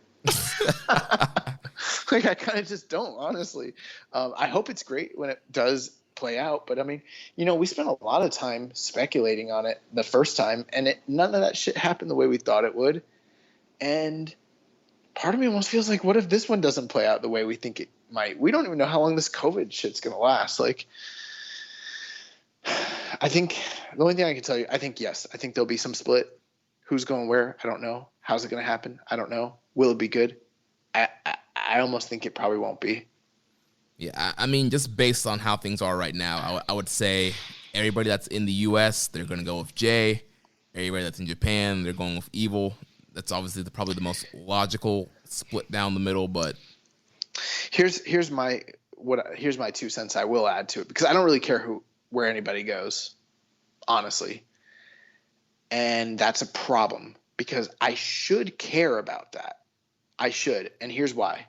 Normally, to have a successful split, a really successful split, you need to have someone that you hope gets propelled into some sort of babyface type situation, an avenger, someone who's going to right a wrong, someone who's going to, stand up for, who's going to be the white hat and all that. I guess you could make an argument that Jay White could be that, and I know he could, quote unquote, be a good face, but like I don't care to see him avenge anything in the Bullet Club. How's he been wronged? If they jump him out of the group, I don't care. He had it coming all along. Like, there's no one in that group that I want to see turn face. And then the only other plausible, like interesting idea that I can think of that might be good is like a real true to life blood feud. Two guys that just hate each other and they're gonna go to war no matter what. And it's going to like be the destruction of one and the transformation of another. And like, I just don't see that playing out from either of these guys either, because they're both like always powdering all the time and dick kicking people and all the shenanigans. And I think that a real feud between them is going to be just that, a bunch of Bullet Club bullshit. And it's not going to be anything that's actually compelling or hard hitting. And I know people think I'm being like too harsh on this, but like, history has not proven me wrong on this shit with the Bullet Club. It just hasn't. So, I mean, you want to see Evil and, I mean, in theory, on paper, the idea that there's tension between these two guys because no one knows who the real leader is does sound kind of cool. But once you start thinking about what the matches would actually be like and what the outcomes would be, who turns face? right, That's what really matters. Like, who's getting the push off this? Do you care to see Jay White get this babyface push? I don't. There's nothing here for me. I mean, I would want to see Jay as a face just because I know he's a great wrestler and he could, ditch all the shenanigans and, have great matches without having to, screw off. But but not with the NWO Wolfpack storyline. Right. That NWO Wolfpack storyline doesn't work. It didn't work with Team 2000 and NWO, 20 years ago. It's not going to fucking work now. I think that they need to rethink this whole thing, Yeah. They probably just shouldn't put the belt on Evil. That's probably that's your first mistake. Next question from Kyle Martin. He says, did you guys catch Talking Chop Mania? What did you guys think of it? And if you did see it, would you recommend watching it sober? I didn't watch it. I did not. It's $15. I didn't spend it. I did not watch Talking Chop Mania. I had no desire or plan to watch that show. And I heard good things. That's the one thing I will say. I heard it was funny. I heard it was worth the view. Karen Nerds Out. Shout out to her. She really likes that podcast. I see her always like putting stuff out about it. She really liked the show. So I wouldn't be opposed to watching it. It's just we watch a lot of wrestling. Right. He also asked, what in your opinions is the best New Japan event near consistently? Dominion, New Beginning, G1 Comics Finals, Best Super Junior Finals? It's always Wrestle Kingdom. Yeah, I mean... Did he not list Wrestle Kingdom? He did not. Okay, maybe he's like asking of Unless those... I missed part of his question, but that's what I copied over. Unless he's like asking of those options, But I mean, consistently, it's always Wrestle Kingdom. Yeah, I mean, from top to bottom, yeah, Wrestle Kingdom is usually one of the best shows of the year. I know there have been years where Dominion ends up being the best show of the year. Here we go. Yeah, but, I didn't miss part of this. He said, don't get me wrong, I do love Wrestle Kingdom, but I also fast forward through the opening matches. well, that's a mistake. So let's say it's not Wrestle Kingdom. What were the options he provided? He provided Dominion, New Beginning, G1 Climax Finals, and Best of Super Junior Finals. I don't really like. I mean, the G1 Climax Finals and the Best Super Juniors Finals are good. I'm not usually as high on them as other people because when I look at the consistency of a card, I look at it as a whole. And oftentimes those shows tend to be a final tournament, maybe a title match or two, and then a bunch of random tag matches that build to future matches on other cards. Right. They're not really like the culmination of any like blow-offs or feuds or anything, whereas Dominion is always virtually similar to like Jingu Stadium show that we're getting now, where it's usually all big programs, big matches, big fight field, big arena. Like, I like Dominion the best out of all that shit that he listed. Yeah, out of all those options, yeah, Dominion is the most consistent. Now, like you mentioned, yeah, G1 Finals and the Super Junior Finals, yeah, the final matches are usually all, pretty awesome. But the rest of the card, that's the card that has all the, multi-man matches. Wrestle Kingdom card, I mean, all the matches on Wrestle Kingdom are, pretty great. Openers, usually you're getting Young Bucks against, Red Dragon and, Roppongi Vice. You're getting some kind of crazy opener. So I don't know. You're not getting that anymore because 3 of those guys are in AEW and 2 of those guys are in NXT. Well, not now, but like in the past, like the openers of Wrestle Kingdom have been like those fast junior matches, and even last couple of years, like we've been getting good openers. So yeah, man. I mean, this company does a really good job building their best show, and everyone performs like it's their best show because that's what it is. They make the most money, most people watch it. It's the biggest arena. It's the most important show of the year, and it's always consistently good. Even if hypothetically a Dominion outdid it that year, it's not like really usually by much. Honestly, it's consistently the best show of the year. Yeah. All right, well, that wraps it up for the questions. The last thing here is got to do really quickly, recommended match of the week. So before we get into that, one thing I wanted to correct. So last week I had mentioned the Sano Liger series. And, they had 3 matches in 1989 that are heralded as being pretty groundbreaking. And then obviously their, ultimate match in 1990 in January, which is like was the match of the year that year across the board. I had said that I liked the July match the best. I was mistaken about the dates. That's not the match I like the best. The match I like the best is the August match. So post-show, me and Jeremy went over this stuff, and I specified that the August match was specifically the match that I liked the best.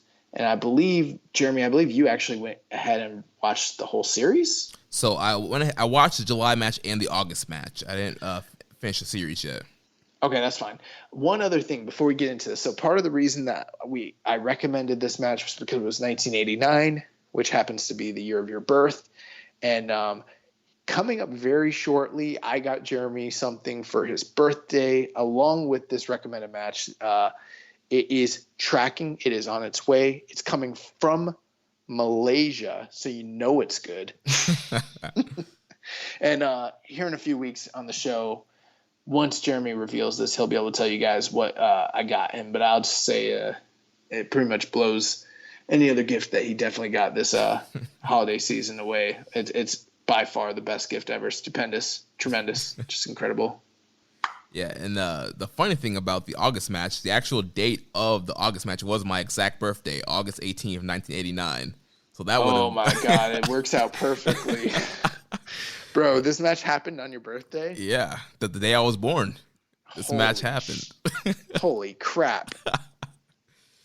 So I did go ahead and watch the July match that you mentioned last week, and then I mentioned the August match, like you mentioned. We talked afterwards. One thing I will say before you get into it, most people like the July and the September matches the best. Those are and for whatever reason, I don't know why, those tend to be the more popular, more viewed matches. When you go online, they're just rated higher. I don't know if it's like, because I think it's because back then it was tape trading. And I just think that those matches were more widely available.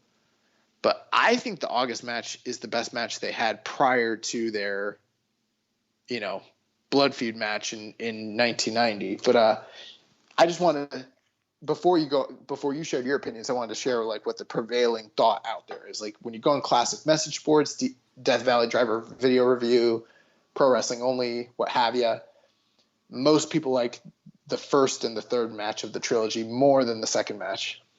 Gotcha. So the July match, made a couple notes here. So one thing I noticed about this match, so at least from I think for the most of the match, I didn't feel like it was fast paced, but it wasn't quite the modern junior style that we're used to right now. Very hard hitting, a lot of strikes. I mean, there definitely was like high flying spots. I mean, we had a suplex to the floor, Liger doing the swanton, tope to the floor. Sano does these like wild planchas, wild style planchas he does. And so, yeah, overall, very fast-paced match. Actually, I felt like it was more of like a modern, like heavyweight style match with some like high spots sprinkled in. The one thing I was confused about, so they do like a super backdrop, and then the match just like ends. Like, what happened here? Double KO. Okay. That's what I was assuming, but like it happened. I was like, okay, what had just happened here? That giant backdrop off the top rope is pretty incredible, though, huh? Yeah, that was awesome. Very similar to what Pac was doing when he was the king of the cruiserweights. Yeah, that big vertical suplex he was doing. Well, he did a vertical suplex, but he was also finishing guys with a backdrop suplex off the top rope. Like he beat Rich Swann with that. Yeah, on 205. So then moving on to the August match, again, kind of similar, pacing here where it's not quite like the modern junior style. It's more like a heavyweight style. But I would say like in this match, like Sano was just like beating the crap out of Liger. Sano beats the shit out of Liger in this match. Yeah, the whole like first half of the match is just like Sano beating the crap out of Liger. Then Liger finally comes back with this like crazy like superplex DDT thing on the apron. I wasn't quite sure what they were going for, but yeah, and it's pretty jarring to see apron spots in 1989. Yeah. Liger hits like a big pile driver for a near fall. Then eventually Sano comes back. Is that wild, crazy planche that he does. He's working over the arm a lot in this match. He goes for several arm bars. Crowd's like losing their mind anytime he gets an arm bar attempt.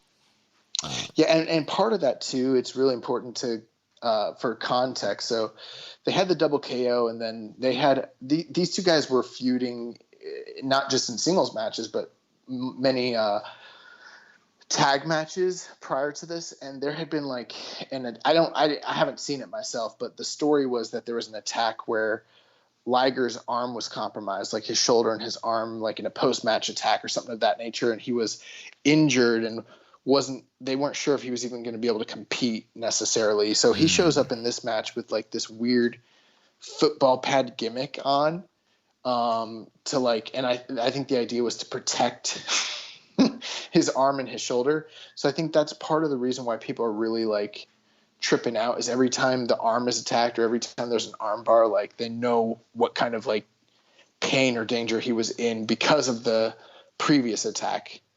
Gotcha. That makes a ton more sense now.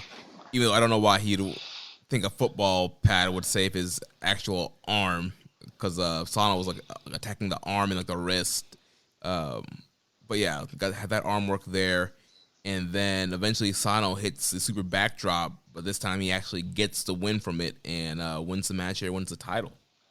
I love this match. I think the heat segment is too much for some people, but like for me, if the heat segment like draws heat and people are into it, and from what it's been a long time since I've seen this match, but when I watched it, I just remember the crowd literally freaking out for everything, it resonated with me at the time. It's been a while since I watched this match, but I mean, what were your final thoughts, and what would you go match rating wise? So overall, really enjoyed both of these matches. I do think I like the August match better than the July match, and I think part of that too is just having a finish, a definitive finish here. I would say the first one I think had a better kind of back and forth flow that people are probably more used to, but the August match, it was more of like, all right, Sano's in control, now Liger's in control, Sano's back in control, Liger's back in control, Sano hits a big move and wins kind of formula. But even with that formula, I still ended up liking overall. I like the August match better. As far as, I don't know, I'm really bad like rating like older matches. I think I'd probably maybe go like 4 on the July match. And maybe like 4.5 on the August match. That's pretty high. But yeah, it's great. Yeah, absolutely. And I would say ultimately the September match, I think the most prevalent viewpoint on it is that it's really great. And I think most people like that the most out of these three, but to me, it's almost like the greatest hits. Like you see sort of an amalgamation of these two matches combined, but the heat isn't as hot. So when they do the heat segments, it's not as good. And then it's not quite as fast paced as the first match. So it's kind of like they try to do both matches into one, but it just, for me, doesn't pay off. But I'm telling you guys, if anyone has never watched their 1990 match, it's the best match of New Japan in 1990. In fact, it's the best match of 1990 anywhere in the world. It's got to be a top 5 Liger match, and that's really saying something. So if you guys haven't seen that match, I'm telling you, you need to go watch it. It's one of the greatest. All right, so now it's my pick for the recommended match of the week. And so this week I have chosen the Stone Pitbull Tomohiro Ishii versus Mr. ROH Roderick Strong for the ROH Television Championship at Honor Rising 2016, Night 1. Yeah, I think this is a good pick, mainly because I think part of the purpose of this recommended match of the week isn't just to recommend bangers that everybody knows about, but sometimes it's to find those deep cuts. And I mean, this one's fairly recent in terms of the overall span of New Japan, but I mean, it's on one of those ROH shows, Honor Rising, so I don't know how many people actually saw it, and I never hear people talk about it. I don't even remember how much I liked this particular match. I remember liking the series, but I don't know if I liked the match that they had in ROH or the one in Japan better. So I am looking forward to seeing this. I mean, anything you want to tell me before we go about that? Overall, I thought it was a great matchup. Reason I picked it, I think it was kind of a hidden gem there. Like you mentioned, the Honor Rising shows usually kind of get skipped over. People usually don't watch all of them. We're going to talk about them, but Roddy and Tomohiro Ishii, two of my favorite wrestlers. I really love Roderick Strong. Like, Roddy is like one of my very top favorite wrestlers. And I knew they had a feud. I think I saw like the Ring of Honor matches more than I saw the Honor Rising stuff and stuff they did in Japan. I'm pretty sure you don't have to spoil it for me, but if my memory serves me correctly, I'm pretty sure this is the one where Ishii wins the television title. Yes, that's it. It's kind of and it's funny because it's not on television, so it's kind of bullshit. But yeah, great match. It's Roddy, Tomohiro Ishii. It's the Smart Mark Corkin Hall crowd that are chanting "This is awesome." They're chanting ROH. They're chanting "Let's go Roddy" instead of chanting for Tomohiro Ishii. So that's fun, and they're really into the match. And two great workers, kind of kicking off this feud here. Big title change in the main event, Corkin Hall. So yeah, really fun matchup here. Awesome. I can't wait. I will definitely watch that this week, and then come back to you guys with my thoughts next week and another tremendous recommended match of the week. Yep, and that's going to wrap things up for this week of Keeping It Strong Style. Next week, we'll be back to review Summer Struggle in Jingu. Are we going to have a special guest? I think we're going to have a special guest, right? Maybe, possibly? We might have one. Working on it. Yeah, working on that. So, yeah, stay tuned. Either we'll have a special guest or not, but we'll definitely be back next week and reviewing everything that goes down at Summer Struggle in Jingu. So if you enjoyed today's show, please consider making a donation by visiting socialsuplex.com/donate. Click on the donate button under the Keeping It Strong Style logo. Make sure you connect with us on social media. I'm at Jeremy L. Donovan. Show is at KI Strong Style. Also follow us at Social Suplex. On Facebook, we're facebook.com/Social Suplex. You can find us in the Wrestling Squared Circle Facebook group, facebook.com/group/Wrestling Squared Circle. On Instagram, we're at Social Suplex. You can email me, Jeremy at socialsuplex.com. On Reddit, I'm the Pro Black Guy. Josh is Keeping It Strong Style. You can join our Discord server. The link for that is in the show notes for this show. You can check out all the other shows here on the Social Suplex Podcast Network. On Sundays, we have One Nation Radio, hosted by Rich Latta and James Boyd. On Wednesdays, we have the Ricky and Clyde Wrestling Show from Scotland. On Fridays, we have 8-Bit Suplex with Josh number 2 and Sandy. And Saturdays, we have All Things Elite with Floyd and Austin. Don't forget to subscribe, leave a rating and review, and we will catch you next week on Keeping It Strong Style, the ace of podcasts. You don't get your all-out pay-per-view unless you send your before and after photos. Thank you for listening to Keepin' It Strong Style. We'll see you next time.